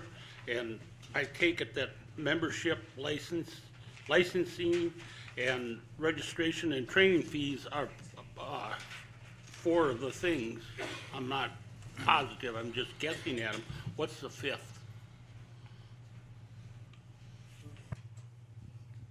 this is the first time I'm seeing this document, so I'm going to defer it to Tammy Funk in HR. In response to that, this is actually just a template form that we use for contract employee arrangements, and for some types of positions, there may be trainings or memberships or certain types of things that are negotiated as part of the terms of the contract. There's nothing listed on this one because I'm not aware of any specific arrangements as it relates to the medical examiner. Does that answer your question, Supervisor? Any additional discussion?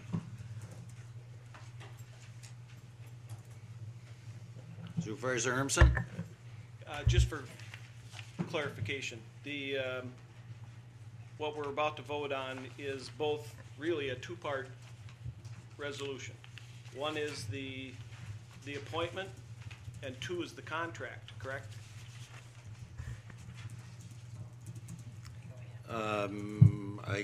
Well, yes, I guess that's probably right. It's a resolution to appoint, and the contract, if we appoint, has already been worked out by Public Protection with the proposed contract employee.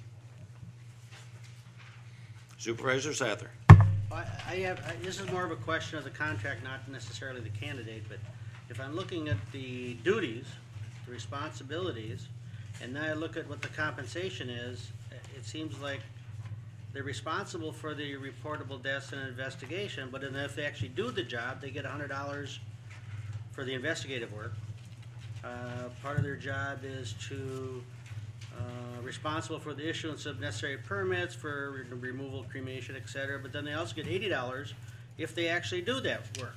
I mean, there seems to be a duplication of what they're supposed to do, and then if they have to actually do anything, they get paid extra. Am I reading this wrong? Response from Public Protection Committee. James? Currently, the medical examiner, Casey, does not go out on any calls or nothing significant at least. And so they have deputies that actually take the calls, and he does some of the administrative. The medical examiner can take calls. So the responsibilities are what the medical examiner has to do, and some of the payments are if they actually decide to take calls, they get paid more than the $900 per month. But their duties are included in that. I don't think part of the 900, they don't have to take any calls. If they want to take calls, they get paid more than that, I believe. Supervisor Horn. Basically, the 900 per month is for the administrative duties of the position, not the call position, basically going out on the calls. That's not what it says here. And vote against the motion. Is it really, isn't this getting to, the motion is to approve the position. That's correct. So to continue on with all these questions about the contract and everything else, is it really germane to the motion?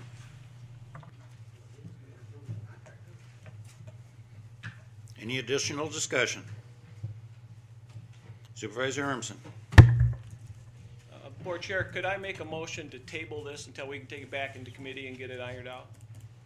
Well, you could, if it's seconded and approved.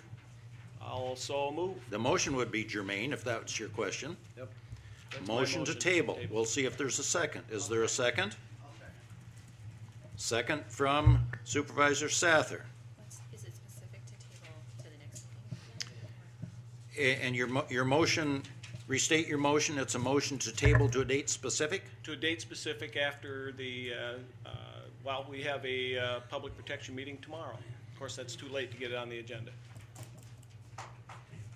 It'll have to wait till our next scheduled public protection meeting. So your motion is to table this resolution until it can be acted upon by the next regularly scheduled public protection meeting at which this can be an agenda item. Is that Correct. your motion? Correct. And that's seconded by Supervisor Sather. I'm trying to remember if a motion to table is debatable. I believe that it is, isn't it? Yeah, goes to the merits of the tabling, yes. Supervisor Norton Baumann. Thank you. With all due respect to my fellow supervisors, it appears to me that as of December 31st of this year, we will not have an active medical examiner in this county. and therefore it becomes imperative that we as a board appoint someone prior to our next board meeting. So having said that, I will vote in opposition to this amendment. Supervisor, Board Chair, that we don't have to have a medical examiner, chief medical examiner. We have the ability to use a neighboring county, and we also have deputy medical examiners, so I would respectfully counter Supervisor Norton Bauman's claim. Further discussion? We'll proceed to vote on the motion to table. This is a motion to table to the next regularly scheduled meeting of the Public Protection Committee. Proceed to vote on the motion.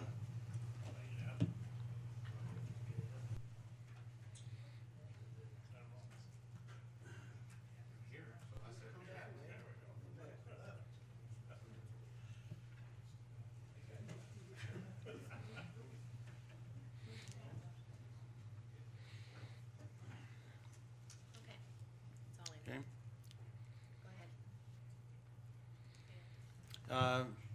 The motion to table fails. We're back to the resolution in front of you. Resolution appointing the medical examiner. We'll now need to get our motion and second back in. Yes. Motion by Larson, second by Horn. Okay. Does Fred need to put it back in? Yeah. Fred? She's just putting it together here. Motion by Larson. And second by Horn. Discussion. Supervisor Marzov. Mr. Chair, I move the question. Motion to end debate has been called for. I'm going to take that as a request to end debate. If there is no objection, we're not going to vote on this. I'm just going to end debate. Is there any objection? We will proceed with the vote. At this point, Chair is going to indicate in advance of the vote why I'm voting. It should not be interpreted as any negative reaction to the proposed person. It's only an indication of the process. I thought there was a different process. Should not be interpreted as negative to the person. Proceed to vote.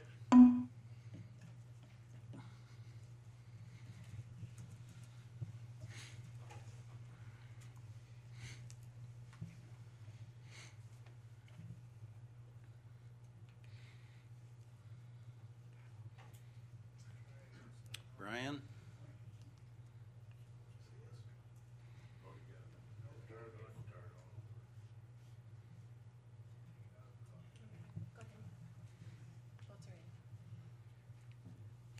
And it passes. Resolution number 8 is adopted.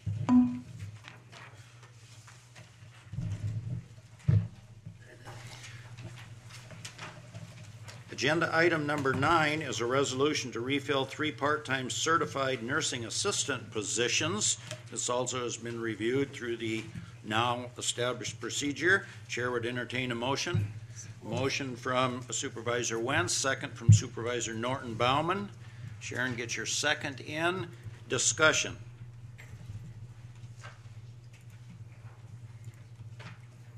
Any discussion on the resolution to refill 3 part-time CNAs?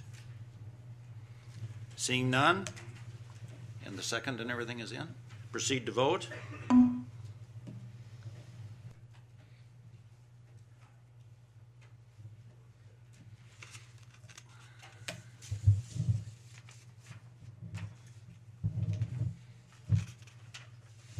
And the resolution is adopted.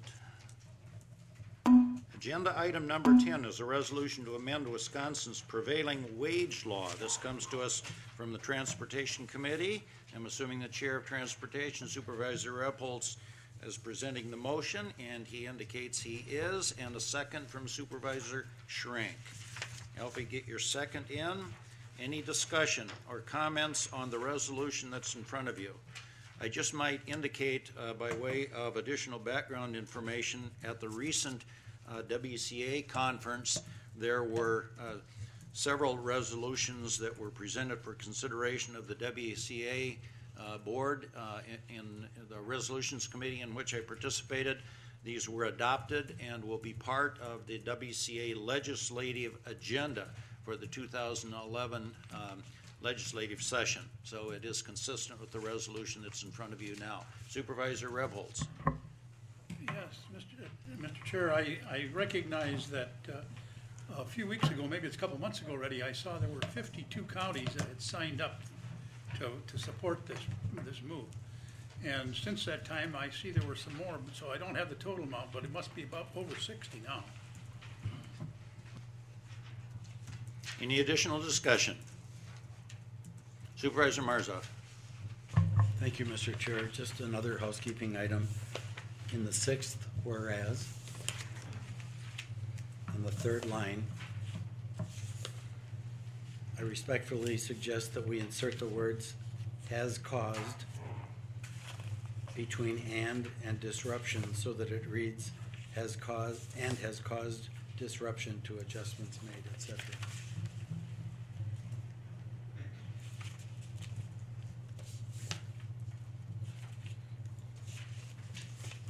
You're presenting that as an amendment.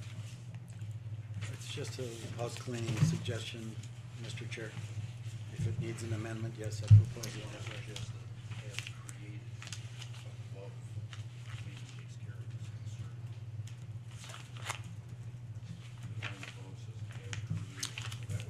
Yeah, good point. Why don't you verbalize the sidebar? I would agree with you. Supervisor Marzov, I just want to ask if you would think that the words in the second line of that whereas toward the end of the line, has created, those two words would apply to all three of those points. I noted that, but if you read it in its context, it says, well-established prevailing union negotiated contracts and agreements has created dissension between union employees, complicates pay scales, and disruption to adjustments. The words "has created" are lost in the complicates pay scales. All right. Yeah, That's I see why what I you're saying. suggested inserting it either "has caused" or "has created" to clarify. Well, first of all, let me see if there's a second to the proposed amendment. Is there a second? Is it an amendment or is it a housekeeping? No, it's a little more than housekeeping, I think. I'm going to take it as an amendment. Is there a second to Supervisor Lucky? Put your second in, Linda. Amy's got to clear it up. She's working.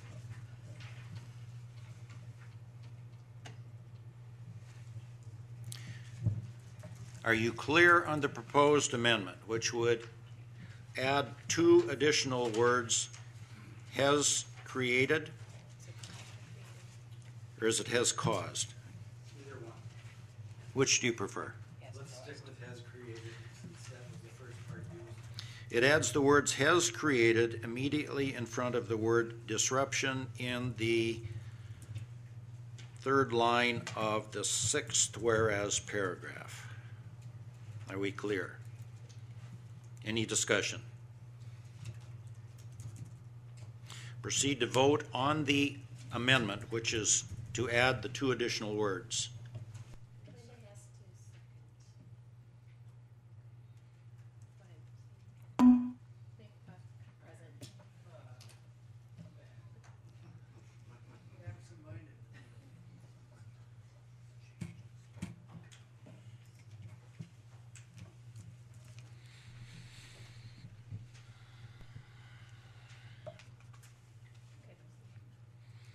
And the amendment fails. We are back to the original resolution, which is a resolution to amend Wisconsin's prevailing wage law. Any additional discussion?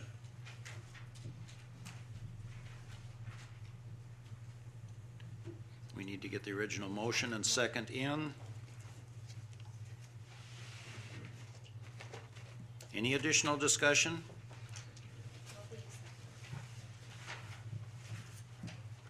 Amy, are you ready? Proceed to vote.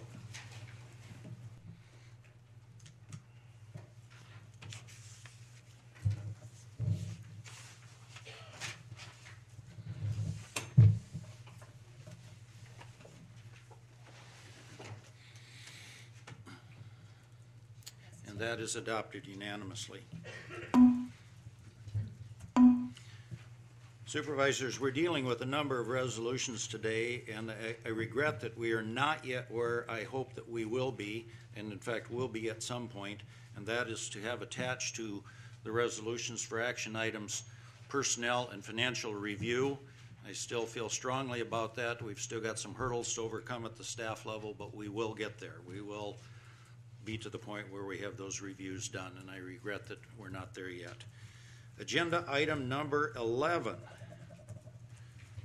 Amendments to St. Croix County Code of Ordinances. This relates to some specific sections, 13.4 and 13.5. This is a resolution that comes to us from the Community Development Committee. And Chair would entertain a motion from that committee. Motion So from moved. Chair Hermson and second from Supervisor Sather. Lauren, get your second in, and we are open for discussion. Any discussion on the resolution?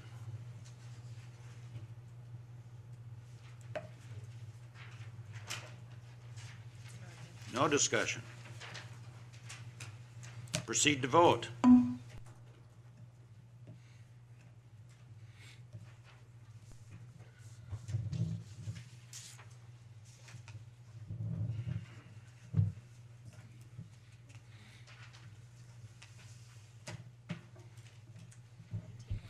And that is adopted.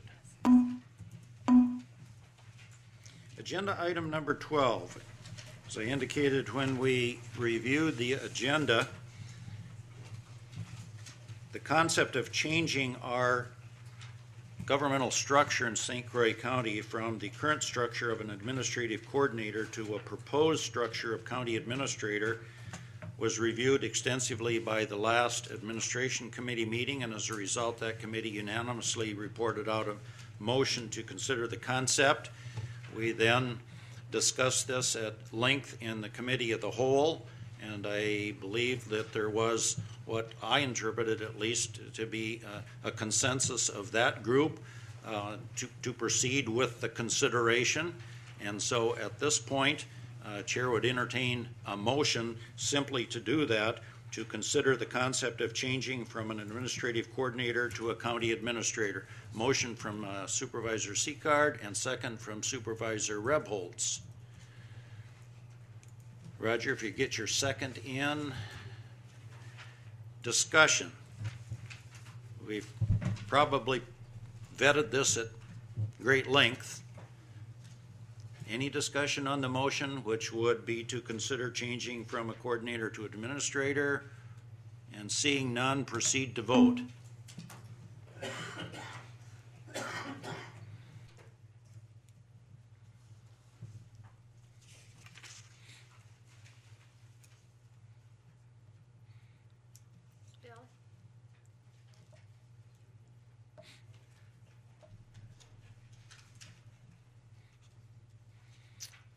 And that passes. Which then would take us to the resolution that's in front of us as agenda item number 13. And this resolution lays out a process which we discussed at the committee of the whole, really a three-step process to begin that consideration, outlining the work to be done with the expectation that if we proceed as anticipated back in front of this legislative body, probably in our March board meeting, would then be an action item. So if this resolution is adopted, it lays out the process under which we will begin the consideration. Chair would entertain a motion for the resolution. Again, Supervisor Seacard, and second from Supervisor Norton Bauman. Sharon, enter your second. And any discussion on the resolution to implement a process to restructure to an administrator? Any discussion? Seeing none, proceed to vote.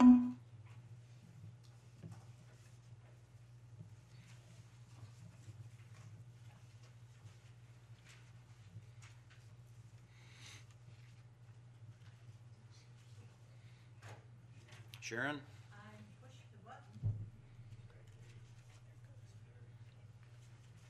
And that is adopted unanimously.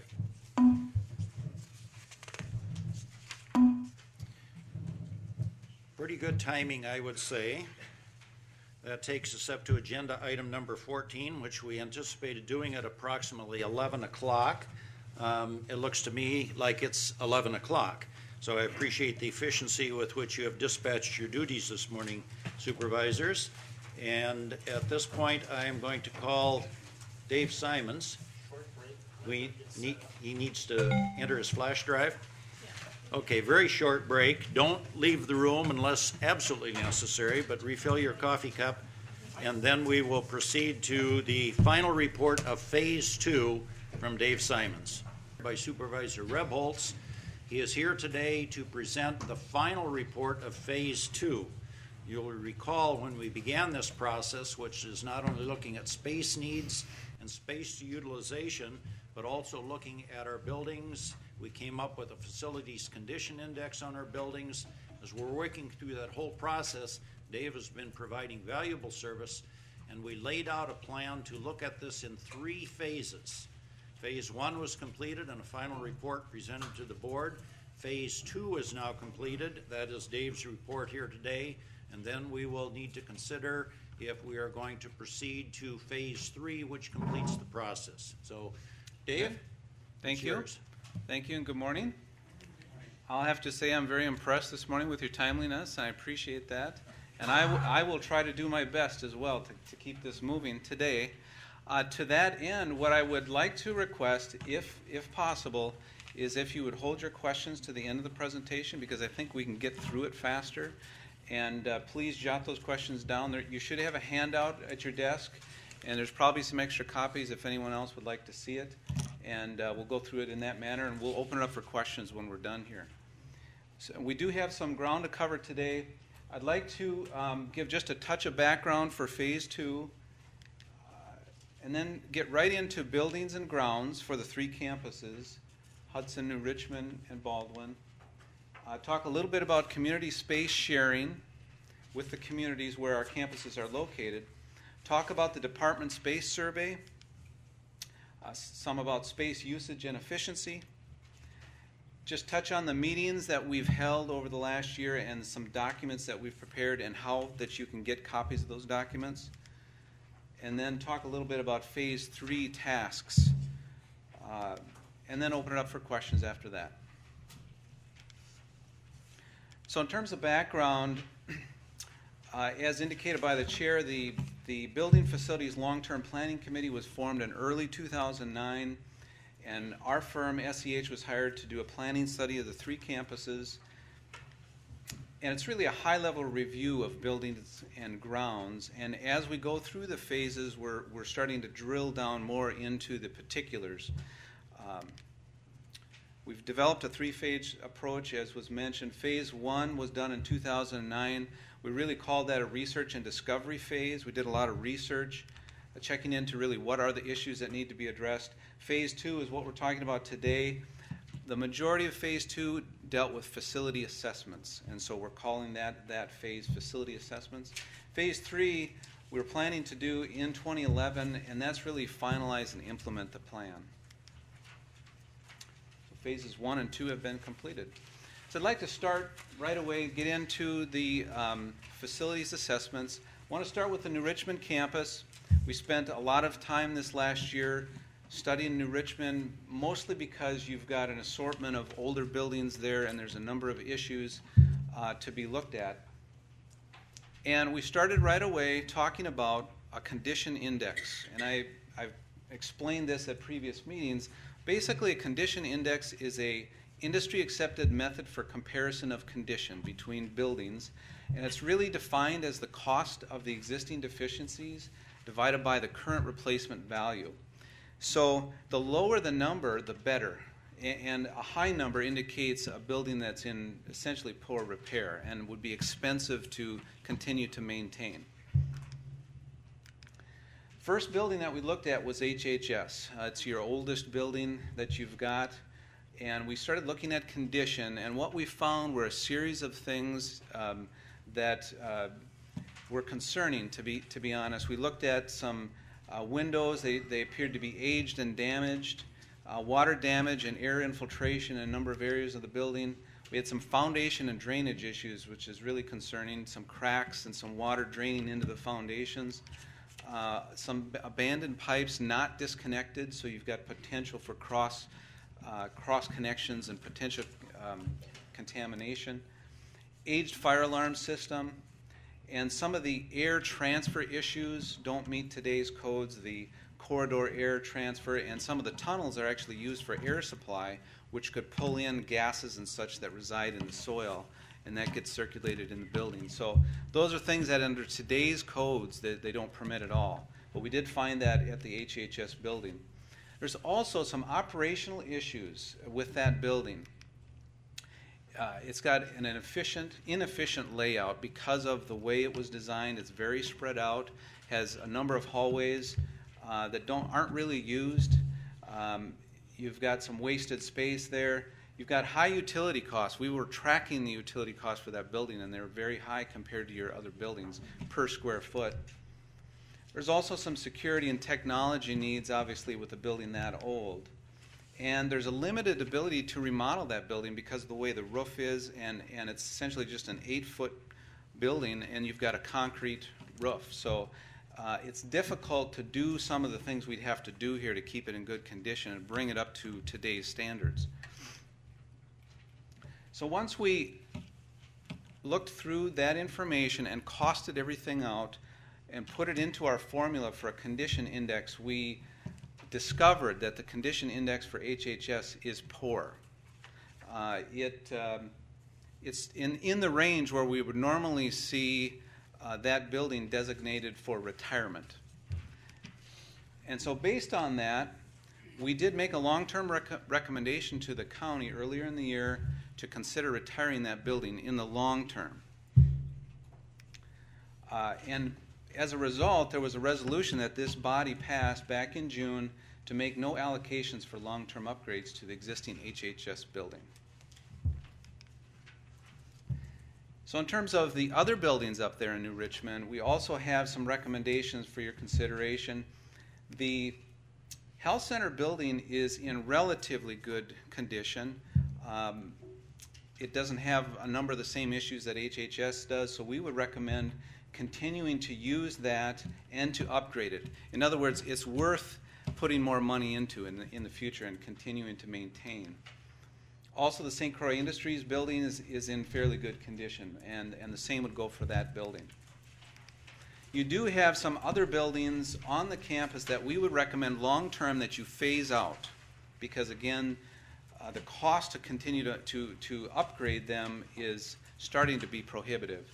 The first would be the transition house located in the lower right of the picture there. That should be incorporated temporarily into the HHS building, and then when HHS is retired, it could be moved to St. Croix Industries building. So that building should be phased out in the future because you've got other locations that those staff can go to. The old laundry building that's shown here, it's really not needed in the future. We've also got a generator salt storage building just to the south of the laundry building that could be incorporated into the shop. And the shop and maintenance building should be replaced in the future. That's a 1940s vintage building. It's working okay, but when there's an opportunity long term, you're going to need to replace that building as well. I want to touch on just a couple things dealing with the health center that I think you should know about, and maybe you're aware of them to date. But in the health center, there was an inspection back in June of 2010 by the state, and they identified an issue with the airflow in the lower level of the health center. And basically, they're giving the county until June of 2011. We requested, and they granted a year time period to get that code repaired or replaced. The approximate cost of those HVAC upgrades is in the $150,000 to $200,000 range, just on a planning level. And the state now may grant an additional extension to the county that you might want to be aware of beyond June if the county resubmits an extension request Some of the reasons we might want to cite in there is that the health center planning process with the different pro formas and so forth and business plans isn't quite complete, and so perhaps the remodeling of that lower level should wait until that process is complete. We could also cite budget issues. That is an expensive project to do, and sometimes takes time to raise that kind of money. We'd also need to submit a revised schedule. Now, I should point out that the extension would not necessarily be automatic by the state. It does need to have state and federal approval for that extension. So as of right now, those upgrades need to be done before June of 2011 in that lower level of the health center. So that's something to keep in mind. One other thing on the health center, we did take a look at the loading dock, and continued deterioration of the loading dock foundation could affect the structural integrity of the mezzanine above, essentially the dining hall. And this is something that we did take a look at costing out, and we actually did get some bids on. However, at this point, that work has not been authorized to proceed. But it is recommended that the county address this as soon as you can fund it, because right now we're sitting okay, but if we have continued deterioration in this area, what we're concerned about is potential structural failure of these columns that are holding up the mezzanine. So that's another thing that I think is important for this body to be aware of and remember in your planning and in your budgeting. Now I want to switch gears real quickly to the site and talk about the grounds in New Richmond, and then we're going to move on to the other campuses. We talked a lot this year about the water system in New Richmond. You've got a water tank there that currently doesn't comply with DNR and OSHA requirements. You've also got a coating on that tank that, when it does need to be replaced, will be considered a hazardous material because it's a lead chromium based paint. And you'd need to put a containment system on the tank to collect the paint scraps when you sandblast that off. So that will be expensive to continue to upgrade. You've got some old lines on the site that are abandoned in place and are still interconnected with some of the live lines, and one of the concerns is that could result in contamination in the future. However, the city does treat the water there that you're using, and you're purchasing your water from the city. They do chlorinate, and so while they're chlorinating, our tests have passed, and the county does sample those regularly. So we're okay for the time being, but long term, and again, we're looking out into the future. Long term, you've got some issues to deal with. We did take a look at some cost estimates in terms of both keeping the existing tank in service, what it would take to upgrade the tank and continue to maintain it. We also looked at removing the tank and connecting to the city's high pressure zone that's right next to the site there. Actually, it was cheaper to remove the tank in the long term, connect to the high pressure zone. And also you'd have no ongoing tank maintenance if you had the tank gone. One other thing to point out here is we've been talking about the water lines on the site, but there are also some issues with the lines in the buildings that would also need to be addressed. So we don't want to forget about those. Now, we talked about this early in the year, as you remember, and part of that resolution that was passed in June was, my understanding, was to remove and connect to the city high-pressure system, and also to remove and replace the old lines, and finally to work in cooperation with the city to explore funding options for the water system up there. Now, we did pursue some of the funding options. As you might recall, a joint county City of New Richmond water application was submitted to the DNR Safe Drinking Water Fund. We were ranked 187 out of hundreds of applications. Unfortunately, only the top 31 were funded. And at this point, the city has put the water tank project temporarily on hold until the demand increases out in the northwest part of the service area. Dave, maybe you should be clear. That's a different water tank. It's not our water Yes, I'm sorry. Thank you. That is the city's future water tank. Thank you for that clarification. So there's actually, we're talking about two different tanks here, but The application that went in was assuming the city might have an interest in building a tank of their own, and that we could kind of piggyback on that and kind of basically get some funding for both parties through this joint application. The agencies tend to look at joint applications a little bit more favorable when they see communities and governmental entities working together. So, but unfortunately, it didn't pan out in this particular case. We also have the opportunity to go after some community development block grant funds. That could be another option for the county. Now, those are typically limited to low and moderate income, which might not necessarily apply for St. Croix County. And you could be eligible for up to 30% grant funding. However, because the New Richmond campus is serving, in some cases, lower income residents or lower income customers, we might be able to build a case for them that might look favorable in their review. The rehab of the health center might also be eligible for this community development block grant. The first step there really is to contact the Department of Commerce. They're the ones who regulate that. Find out if they think this project has merit to continue exploring. So in terms of wrapping up the water aspects of the New Richmond campus, next steps would really be to begin schematic design of improvements to confirm the project layout and cost estimates. Everything we've done so far has been very preliminary.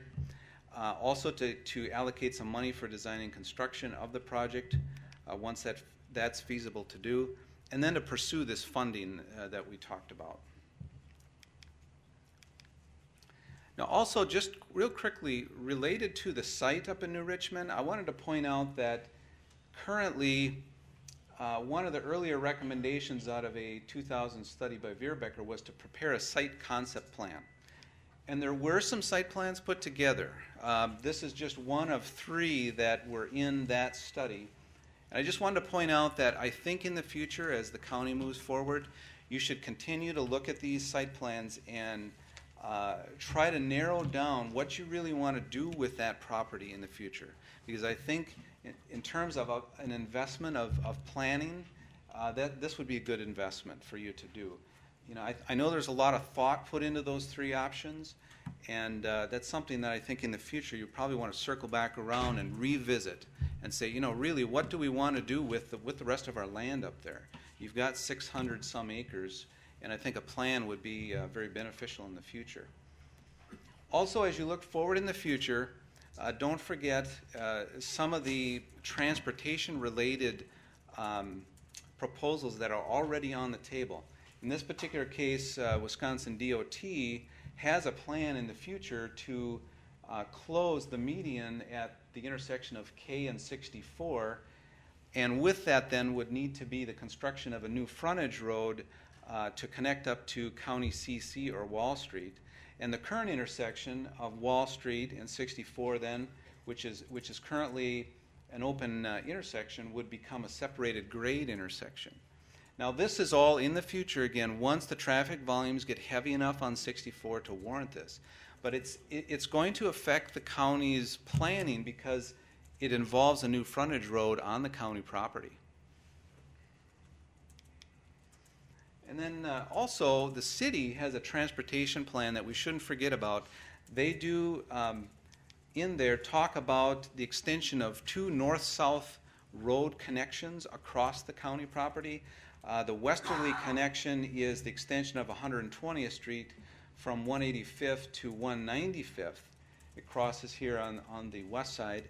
And then the other one is where you go into the health center off of 64 and K, that entrance. You can see that was designed to be extended to the north.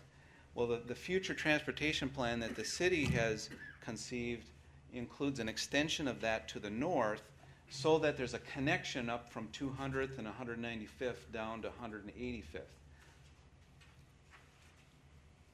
So those are all some things to keep in mind. And then finally, before I move on to Hudson, I did want to mention that we had a discussion with the City of New Richmond about possible shared spaces.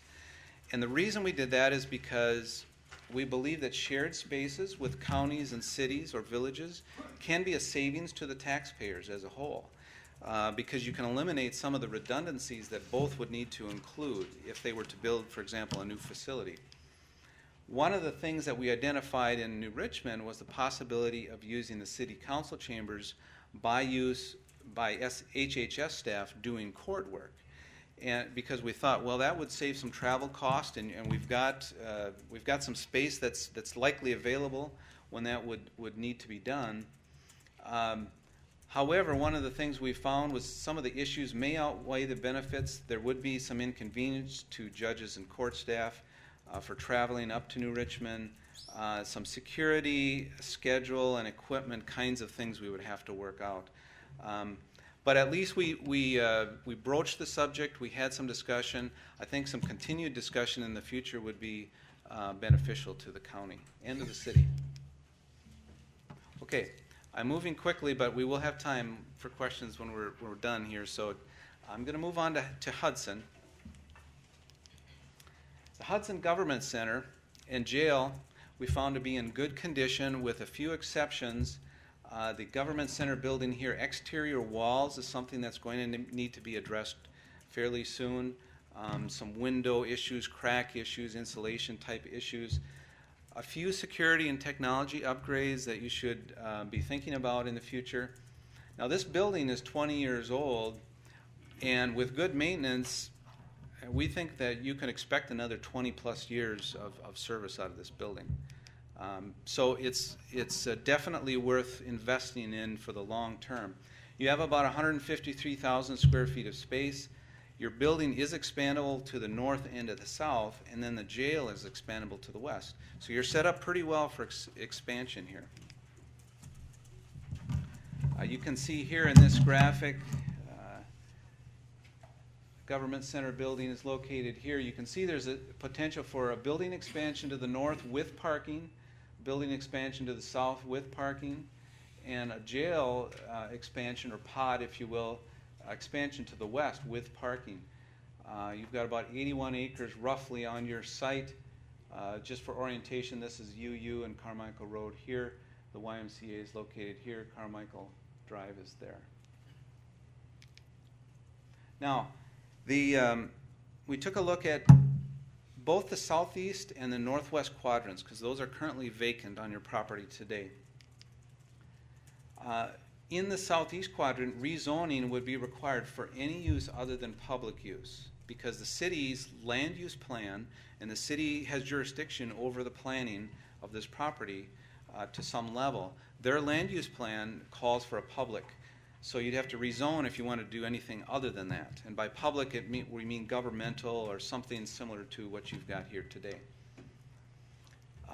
Another thing to keep in mind is that a southerly expansion of the building should accommodate a future road. If you do expand the building to the south, some of the earlier concept sketches that were done did indicate potential road access to Carmichael. And so we need to make sure that's accommodated with that building. We also have a low area down in the south part of the site that will need to be reserved for stormwater detention. And the city has a plan in terms of their stormwater system that incorporates a stormwater detention area in that location. Now in the northwest quadrant, because you're located next to the residential area along Grandview, this area really is best used for residential or compatible with residential uses. Also, because your public use and your residential use can generate a number of trips, it would not be advisable to connect these areas with road access unless you can somehow prevent the public traffic from traveling through the residential area and vice versa. So we're suggesting to keep this area separate, and that you can see that was kind of a sketch that was concept sketch that was done a number of years ago that showed road access out to Grandview for this northwest quadrant. Now you might want to consider at some point in the future selling this northwest quadrant. You wouldn't have to, but it really is the least useful property that you've got on your campus today.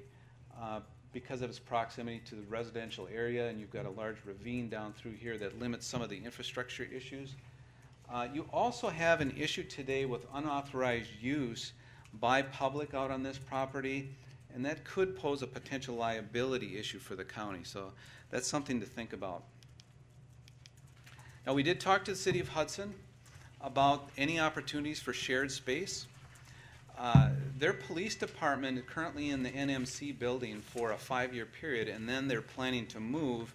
They'll need to go to a new location. We also found that City Hall will likely stay downtown. Now, the city does have an interest, they did express an interest in locating perhaps joint facilities on the Hudson campus, a city-county type facility. The needs that they have primarily are EMS, police, fire, training, and evidence storage. And they've been thinking about some place to locate a facility to accommodate these kinds of needs. They would need about a 4 to 6 acre site, which would fit fine on the property in the southeast quadrant. Also, the city indicated they may have an interest in purchasing the northwest quadrant, especially if they can get a grant through the Wisconsin Land Trust for creating parkland and open space, because they could actually perhaps get grant monies to make the purchase. So those are some interesting things we heard when we had a discussion with the city. And I'm going to move on to the Baldwin campus now. The building there, the 98 structure, is in fair to good condition. It has a new roof, which is great. There's still some drainage and grading issues from time to time, some security upgrades that are needed. Also, that high-speed IT connection between the campuses to improve the redundancy should be considered in the future there. As far as your lands, the county owns the land to the north, and you've really got space to double your site if you need to.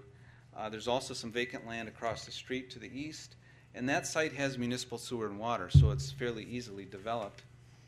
Here's a picture of the Baldwin Ag site. The building is located here. You've got parking on three and a half sides, really. You can see this vacant property to the north is owned by the county. This site is about 4.35 acres, roughly about 20,000 square feet in the building.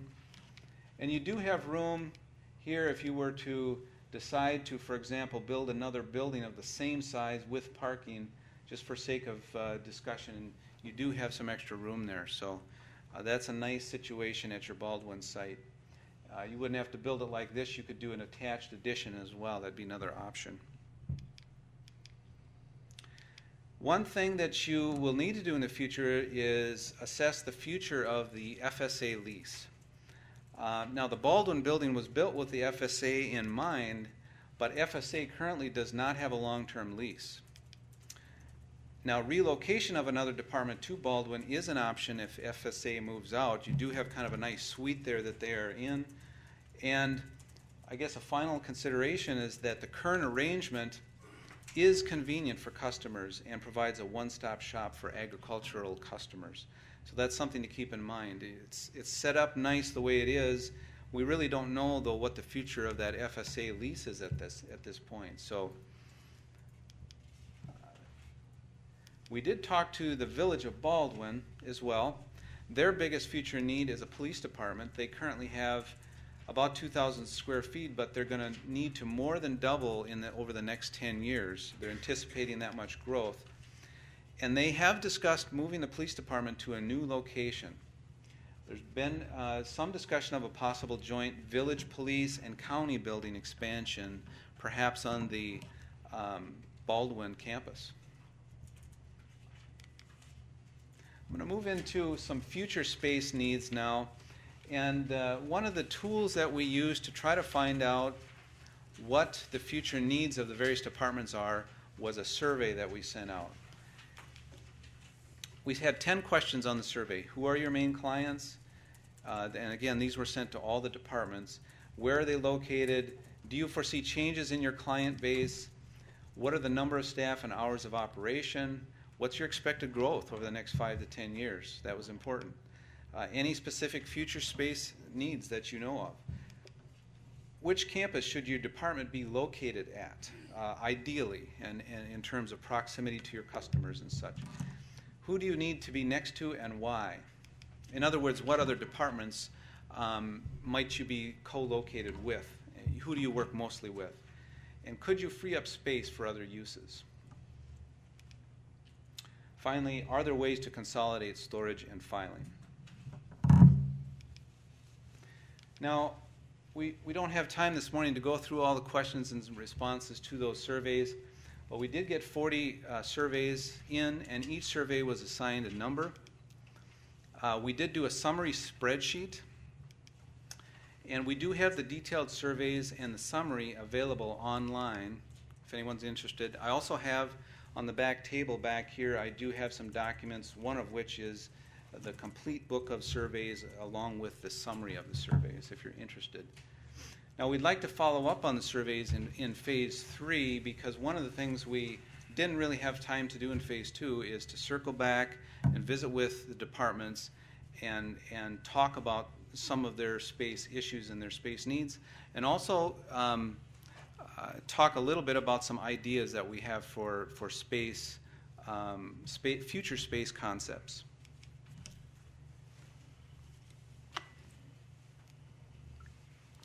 I'm going to move into the space usage and efficiency. We had an early directive from the Long Range Planning Committee. They asked us to utilize existing space as efficiently as possible, and first to identify any excess space already available under roof, and then consider new construction of an appropriate size only after we've explored all the space that we have currently under roof. So our first step was to evaluate the current space usage against industry standards.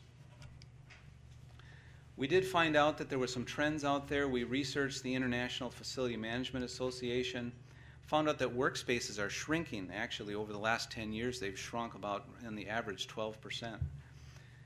Also, we find that individual achievements are becoming more primary and individual achievements are becoming secondary to the more primary team accomplishments. So staff are working more in a team setting these days, more in a collaborative setting. More staff are spending time in common spaces with their teammates. Technology is actually getting smaller, so there's less need to take up space in your office spaces. And there's more use of satellite spaces and more employees working from home. This is a recommendation from the International Facilities Management Association, or basically what they have found to be a typical space per employee. We did use this on some level for some of our planning exercises. You can see, for example, it runs from roughly, in this particular table, 73 square feet per employee for a general clerical type position, up to the 280 for an upper management type positions, and that's square feet per employee. These are just some averages that they have found in the current work environments. So based on that directive by the Planning Committee, we felt it was important to do some sort of a space utilization analysis of the different departments. And so we documented first the existing conditions, what the suite sizes were of the different departments and how many employees. We tried to use the surveys. We also visited with the HR department to try to get a handle on that. Then we had to apply some adjustments because we had to subtract out spaces that were identified for example, jail cells or client rooms in the nursing home and so forth, that don't really work into the formula when you try to compare apples and apples with employees and office spaces. So we subtracted those out. Then we performed a suite size analysis where we calculated a theoretical suite size using the standards that I showed compared to the actual suite size. And the goal of this exercise was to identify theoretical space available or space shortages by department. And I say theoretical because, again, we haven't had an opportunity to get back and visit with those departments to really find out, to confirm that we understand what their survey said and to confirm that we know how they're using their spaces. So it's really just a place to start. It's an indicator to start looking. Now, when we did this analysis, and again, based on those assumptions that we used in those standards, we were finding that we think it's possible that out of the 3 campuses that you could free up about 14,000 roughly square feet of space in these different locations. About 3,800 in the Ag Center, first floor and lower level, about 7,700 in the Health Center lower level, about 2,800 in the Government Center first floor and lower level. Now, some notes with this. In Hudson, you could also increase that number, the 2,800 square foot number, by about 4,000 square feet if you were to take half of your remote storage space that's downstairs and turn that into office space. Of course, you'd need to do something with that, with the storage.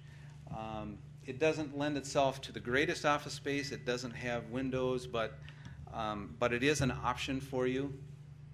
There is a big area there that potentially could be consolidated, and perhaps we could find someplace else for that storage.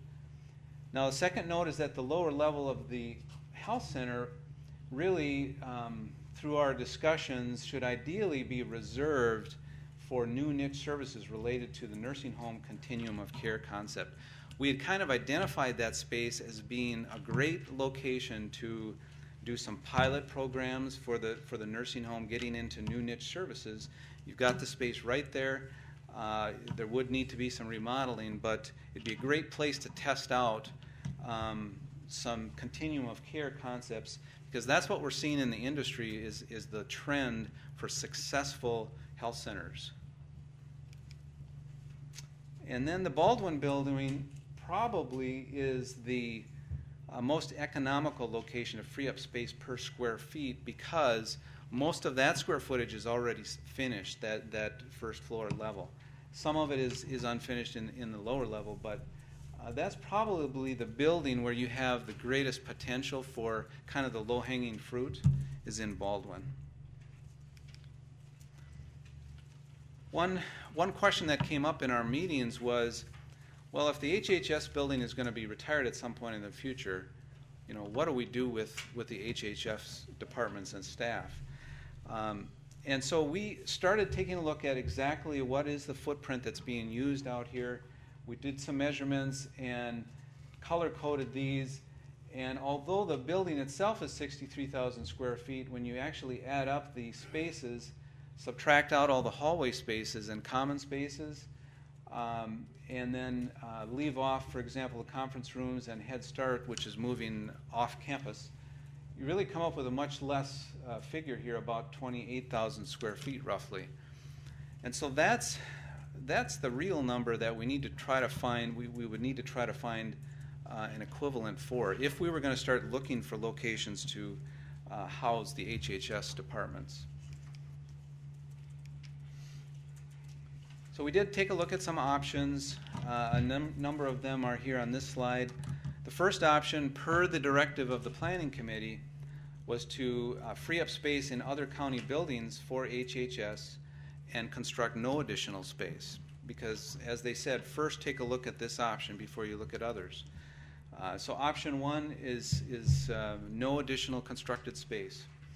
Option two is a lease space, perhaps for HHS, and again, that would be no new space being built by the county.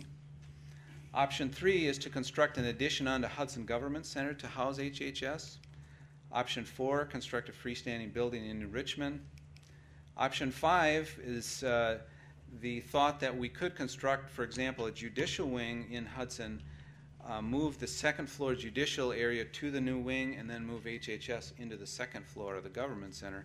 That would actually solve an additional problem which is going to come up in the future, and that is the need for an additional courtroom at some point. And then option six was really a hybrid.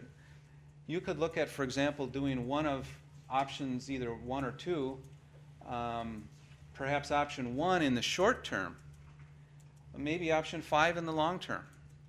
You know, so there's hybrids here that could be discussed. Some of our general recommendations, you know, one of the things we discovered is there's a lot of space in your buildings tied up with storage and filing. And if you could consolidate that, if you could look at implementing a more rigorous off-site storage policy. Now that does take effort by staff, it does take time. And I know some of the departments are working pretty diligently on that and have invested a lot of time in it already. So there's some good progress being made. But I think that needs to continue to be a focus in the future in terms of a general space usage recommendation. Also, you may want to consider working from home where feasible. I know that there's been some discussion about that earlier in the year, but you might want to consider, for example, a pilot program on a small scale in one of the departments that just to see how it works, because it is a trend in the industry. A lot of counties are going to that.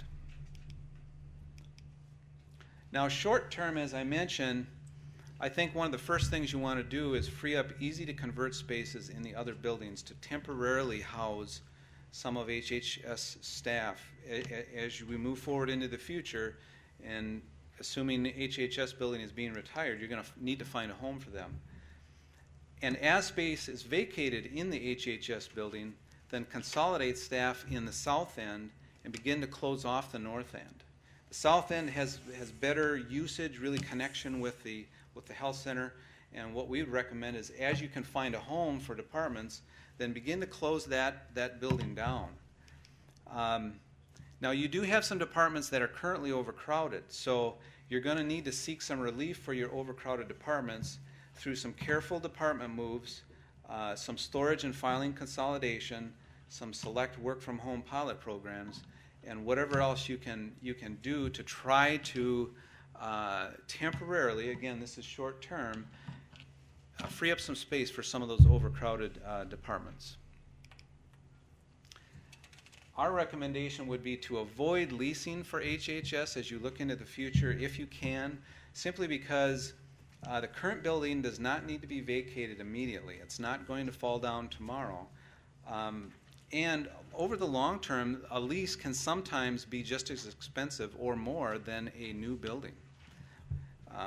So then moving to the long term,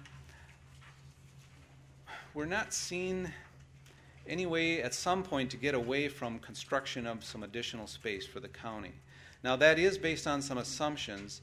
That's based on the assumption that the county will continue to grow when the economy recovers. Now if that doesn't happen, you may not need that additional space. It's also based on the assumption that HHS departments function best when they're co-located together. You could try to split those departments up, but what you're going to lose is the functionality and the synergy and the collaboration that we talked about on the earlier slide of what you have today, since they're essentially all together for the most part. So, and I think in the future, long term, you probably want to keep them together. And so that assumption is going to drive what you do with your space in the future.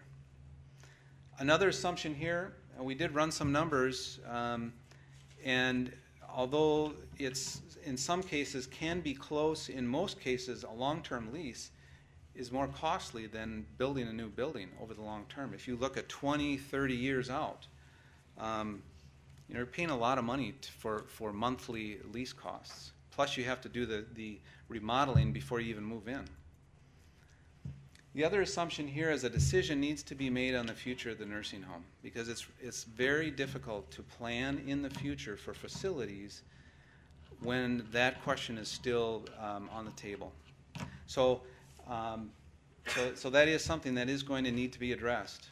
You've got a large building there, and the future of that needs to be discussed. Now, when you get to the point of adding additional space, it could be constructed in New Richmond, it could be constructed in Hudson. There's good options for both alternatives. In New Richmond, for example, we would look at a 35,000 square foot building roughly.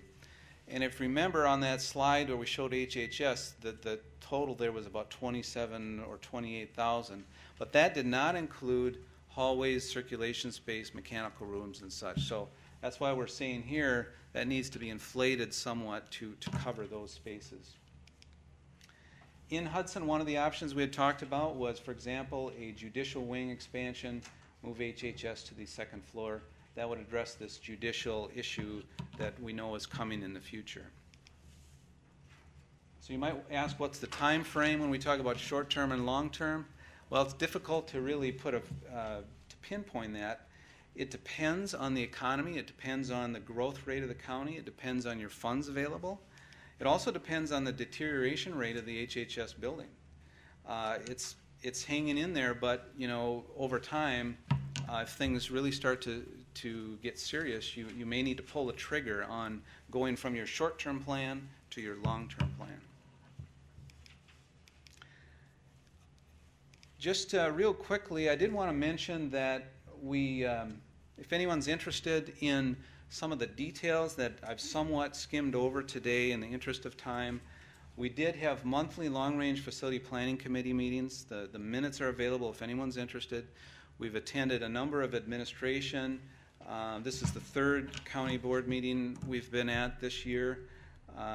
We've been at department head meetings, committee of the whole meetings, meetings with the municipalities.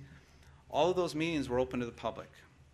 And there's minutes to those meetings available if anyone's interested. We also have a number of documents that are available online.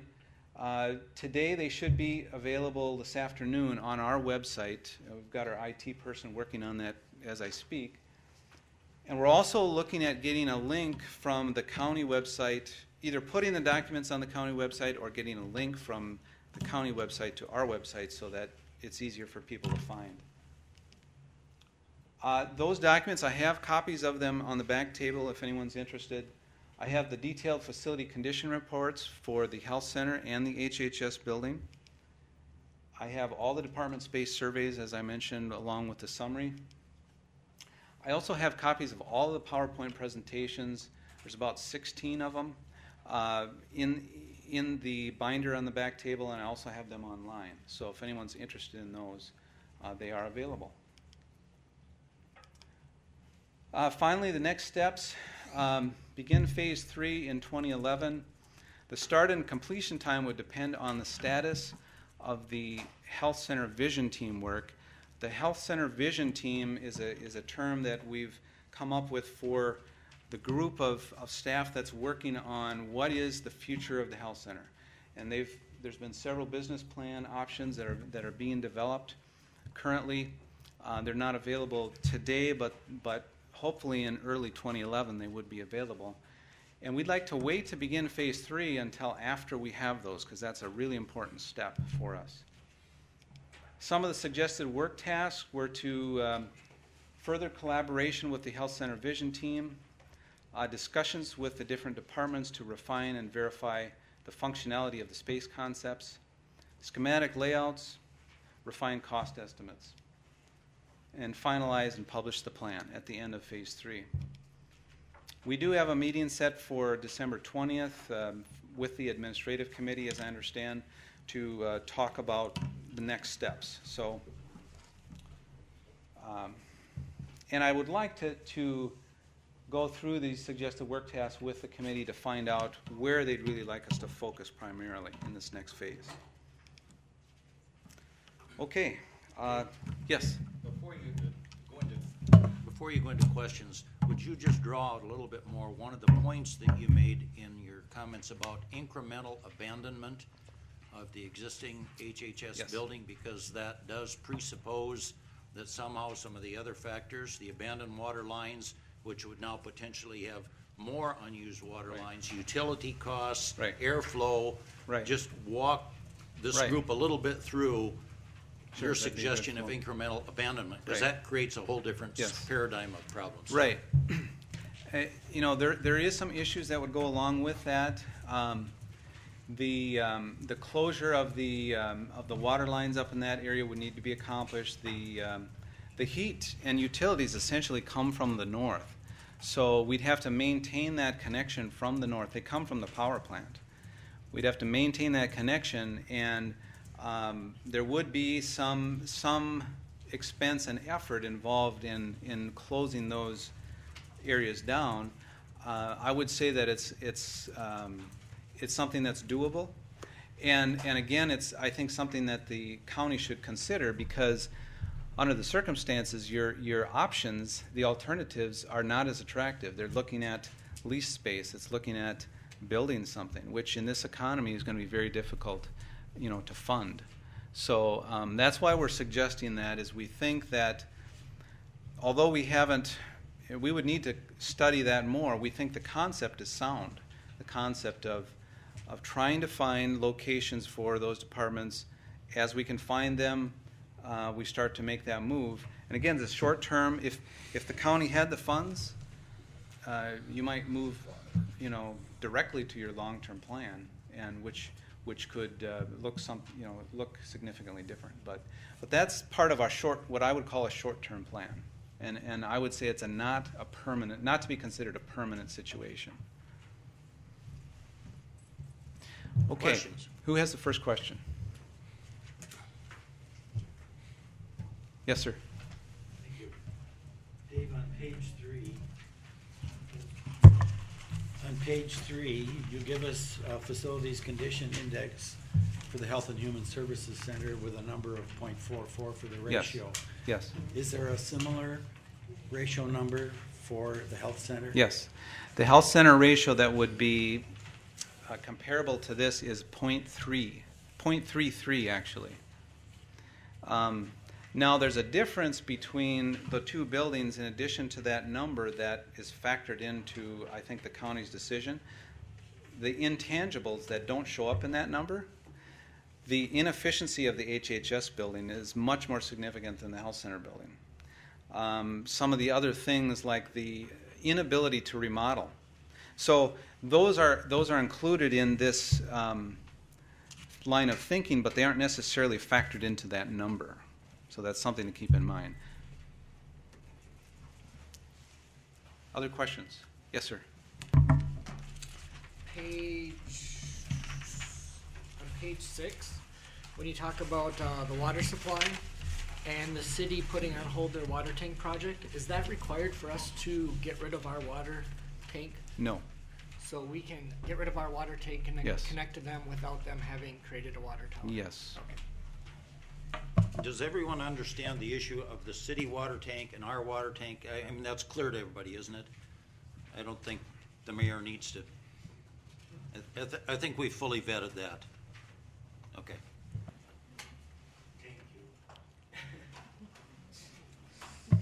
I'm just trying to see if I can't get you on the hot seat, Fred. Other questions? I get there. Yeah. Frequently enough. Yes, sir.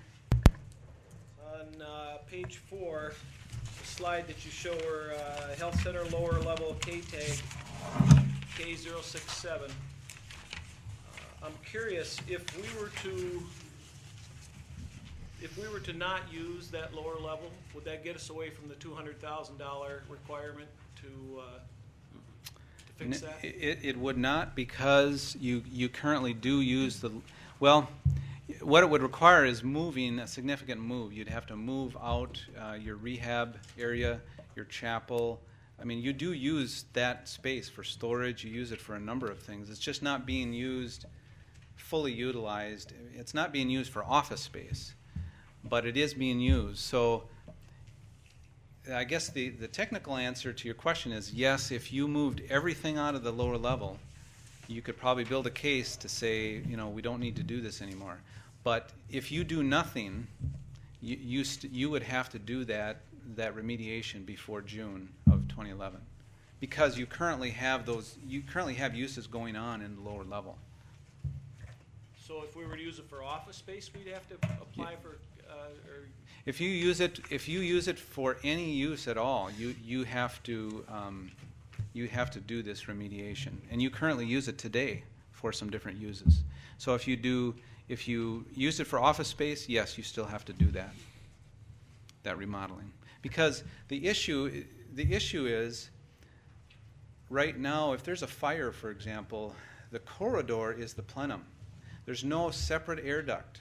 And so what that means is if you have a fire somewhere, the corridor is going to fill with smoke fairly quickly. And so the state says you can't even be down there. You can't be using that at all, because the state provides reimbursement for some of the services in the building, and because of that, they have the right to issue this K-tag violation. Well, when did this K-tag come up as far as, I mean, we've had that for quite a number of years. Right. Was just this. Just this summer. So they invented a rule, and now we got to come up with 200 grand. Well, it's a rule that is not real new, but the state is finally getting around to inspecting all their facilities, and actually we when our firm had gone through the building early in the year, we knew that this was an issue, and so we were able to kind of be prepared for the state to come through, and then when they did come through, we knew how to respond, and we knew what they were going to say. So. The only other question I got then is relating to the part where you're talking about the New Richmond campus water system, and you've mentioned now a number of times on the I'm on page 5 of the handout, top slide, where you'd mentioned in there about the old lines abandoned in place are interconnected with live lines still in use. Right. I'm curious, what is preventing us from simply cutting a line and capping it off? Well, we don't know where all the old lines are. And so because it's an old site, and this is not uncommon with old sites, the mapping just isn't there to show where those old lines are. Where we know where they are, I think the county has made an effort to make those disconnections. Those disconnections have been made. But the problem is that there's a number of buried lines out there in places that we really don't know exactly where they are. There was buildings that were abandoned and taken down, and there were water lines running out to those buildings. But we don't know where they were put in the ground. So we don't know whether they're capped or not.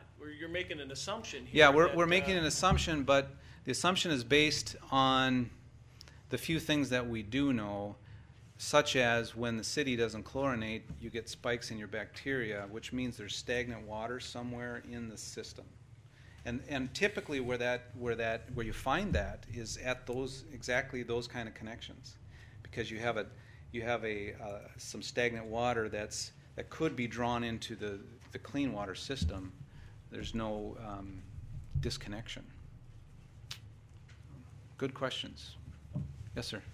On page 11, where you talk about the Baldwin campus, how much of the building is used by FSA, and is the FSA portion included in the extra potential space for Baldwin, the 3,800 square feet?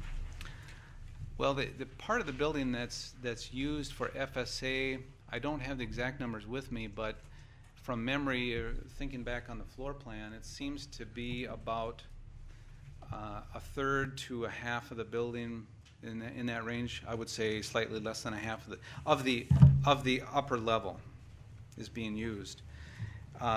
Yes, the square footage calculation that we did apply those standards to the FSA group as well as to the counties. So they include, and there is some extra space in FSA's side of the building that's not being used.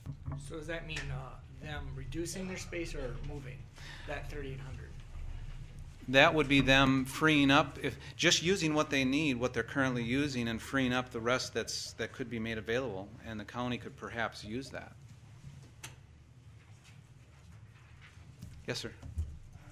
On page 15, you mentioned 1974 Lauren, building. microphone.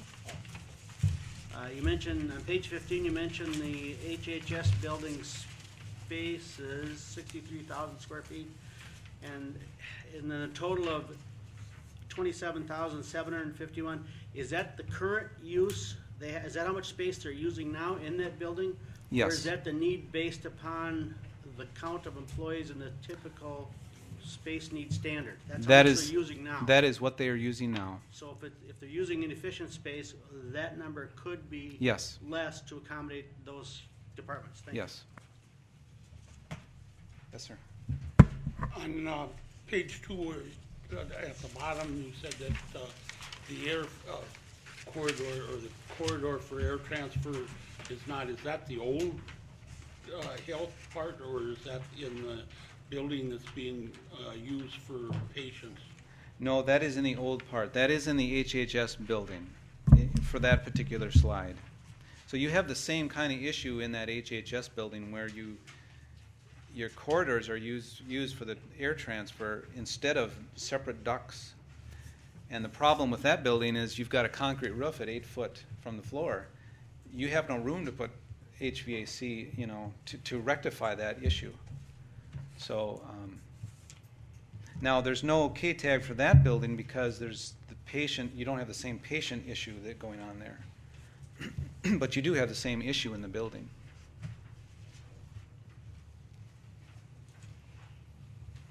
Yes. On the top of page 14, where you have the typical space per employee, are those strictly the cube office space, or does that include any hallways, bathrooms, shared space, or anything like that? Those would typically be for the actual office cube. It would be for the office space, excuse me, plus whatever they would need for their immediate equipment. So it does not include common spaces.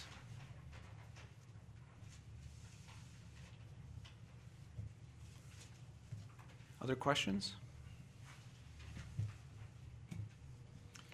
If there are no additional questions or comments, I think it would be appropriate for us to, and the chair would entertain a motion to not only accept the final report of Phase 2, but to now begin the process of Phase 3, which completes and finalizes the project, if that is your intention. So chair would entertain a motion, and we'll see where that goes. A motion from Wentz, second from Supervisor Rebholz, Chair of the Long Range Planning Committee. All right. Cindy's now going to need to do double duty and go attend to roll call pro. So we have motion Wentz, second from Supervisor Rebholz. When she brings that up, Roger, enter your second, but discussion. This would be a motion that would accept the Phase 2 final report, which has just now been given by Dave Simons, and then begin the process of going to what was anticipated to be our third step, which is Phase 3. Supervisor Norton Baumann. Thank you, Mr. Chair. I think it would be important for this board to know the cost, the potential cost for Phase 3, please.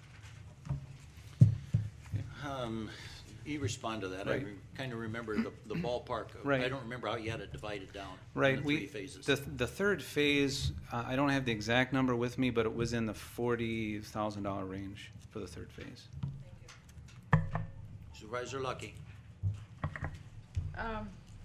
Is it legal for us to take a vote for another phase and spending money when the agenda just talks about a report being presented? That's part A of my question. And B is, could someone talk briefly about what all would be entailed in Phase 3? Sure. I'll take those in reverse order, and Dave did indicate what the steps would be in Phase 3, and he can elaborate more on that. To your Part A, it would be the judgment of the chair that yes, that would be germane, because we have now completed Phase 2, and originally when we started this process, we laid it out in 3 phases, and incrementally we have moved. I went back actually and reviewed the minutes as the way we transitioned in phases, and I'm convinced it would be appropriate. We've accepted Phase 2, or would accept Phase 2, and then transition to Phase 3. So pick up on the B part. Sure. It was your final Right. The final stage. The final slide on the bottom of page 16, if you would look there, it says Phase 3 suggested work tasks. And we had a few things listed there. We also wanted to, again, meet with the admin committee to make sure that we've covered everything that they want included. But in our mind, the next step would really be to continue our collaboration with the Vision team on the health center, because that's such a big, important question. What's going to happen in that lower level of the health center, that it's difficult to plan without that. And in fact, that's the biggest chunk of space that you have in any of your buildings. That's 7,700 square feet that could be available for use. So we want to continue to work with them, look through the pro formas and business plans that are being developed. We also want to meet with the departments, and this is very important, to refine and verify the functionality of the space concepts. We want to visit with them about the space needs surveys and talk about some ideas that have been discussed at the committee level to see if they would really work or not. We have talked about some potential movements of some different departments and such, but without having time to go back and really visit with the department heads and really confirm that it would work, we don't want to really formalize that as far as a plan. And then we've got some schematic layouts that we intended to do, a little more graphical maybe in this third phase to kind of show you some graphics, refine those cost estimates, and then finalize the plan and really implement it. The third phase was finalizing the plan and implementation tools for the county. So because we don't want this plan to just be another plan that sits on the shelf, we want you to be able to use it. Supervisor Norton Baumann. Thank you. I'd just like to ask if the Long Range Planning Committee and Mr. Simons has a date for completion of Phase 3. That's just a question. Yes. If you'd like, I can respond to that real quickly. I guess I don't know if the actual committee has a goal in mind. That'd be something I would like to hear from them on. But to me, I think it's got to happen this next year. But I would hesitate to get started on Phase 3 until perhaps for a couple months, because I want to see the business plans that are being worked on for the health center. And so, we could, there might be some things we could do, but I don't want to put the cart before the horse on that. So I guess with that, I can't commit to a completion time, but at this point in time, I would say we would start sometime in the first half of 2011 and try to be finished by the end of 2011. Thank you. And I'd agree with that I think we need to go a little bit slowly, only because hopefully if we hire a county administrator with some experience, I think that he may have some important input. He or she, I'm sorry, may have important or valuable insight on where we should be and go. Thank you. We want to make sure we tap into a new key leader in the county organization, as well as tap into public input. And that's one of the reasons we want to put these documents, get them out on the web, and go back and visit with the department heads, because that's a really important step. So, any further discussion? See, almost overlooked you. Don't blame you. Supervisor Hermsen. Does the motion on the floor is to just accept this report? No, the motion on the floor is to accept the final report of Phase 2 and then transition into the third of the 3 phases that were laid out when we began the relationship with SEH. Okay, but what we have here, it says that for the next steps on the last slide, he's saying that we'll start, for Phase 3, we'll start and completion time will depend on status of the healthcare vision team work. That's what you just indicated. Yeah, so I'm saying, so how can we do a start, how can we move forward for a start of Phase 3 when it's depending on something else? Well, when we say, in this slide, when we say start, we mean actually hit the ground doing the work, but it would be nice to have a contract in place for us to begin. So I think the motion perhaps is more along the lines of, should we go ahead with Phase 3? And the start date is still a little up in the air of when we actually would begin our work on terms of the things that I just mentioned in the scope. So does that answer your question? Sure. Okay. Any additional discussion? Roger needs to second. Oh, Roger, put your second in. Press second. Hit second and you hit confirm and it doesn't work.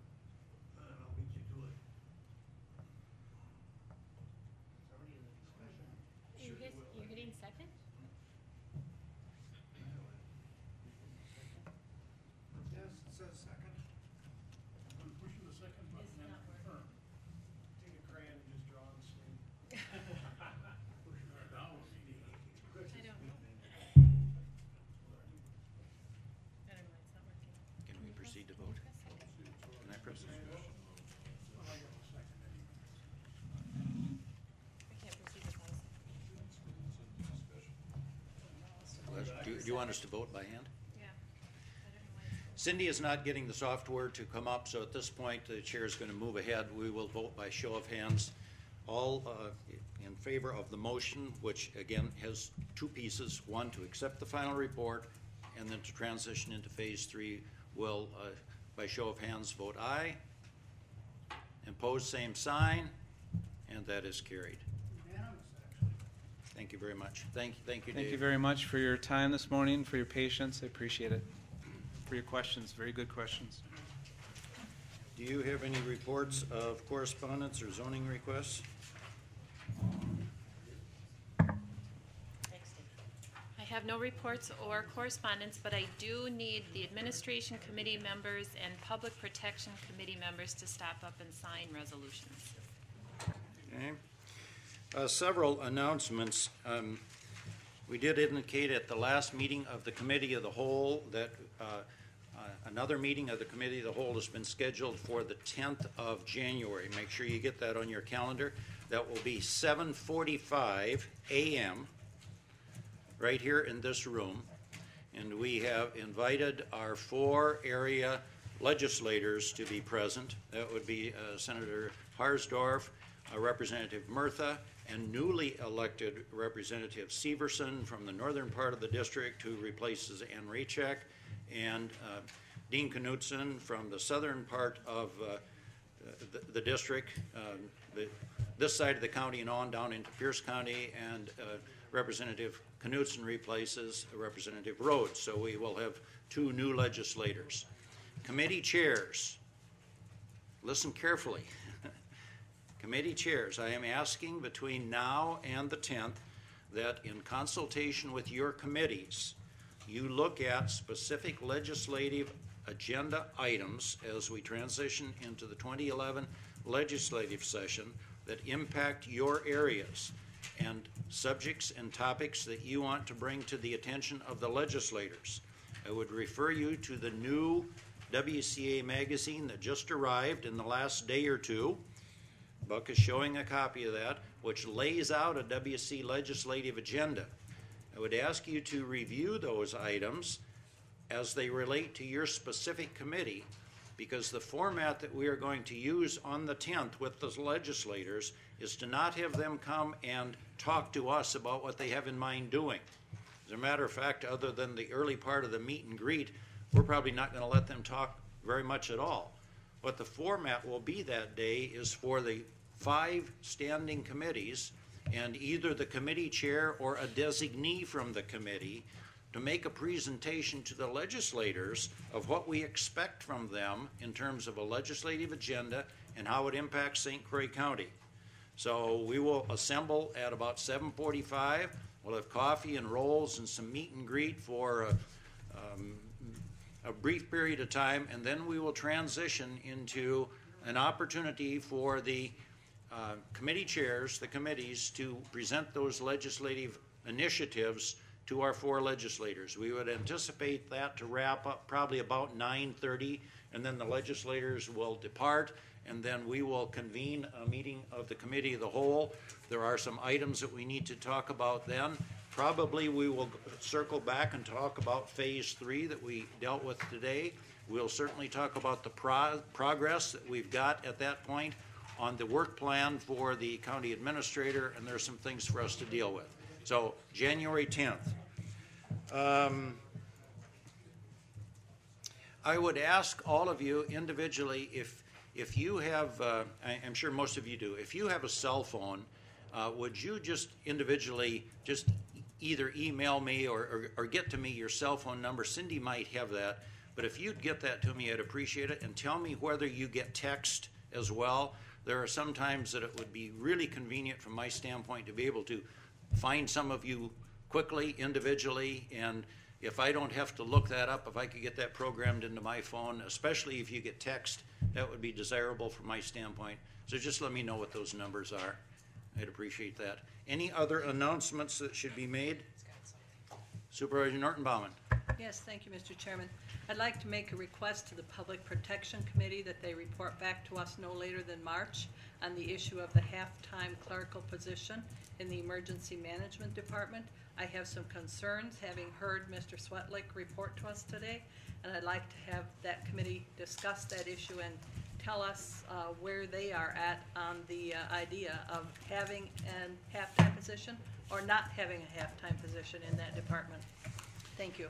Okay, Chair will refer that as indicated to the Public Protection Committee. That will be on our March agenda for a report from Public Protection as requested by Supervisor Norton Baumann. Any other announcements?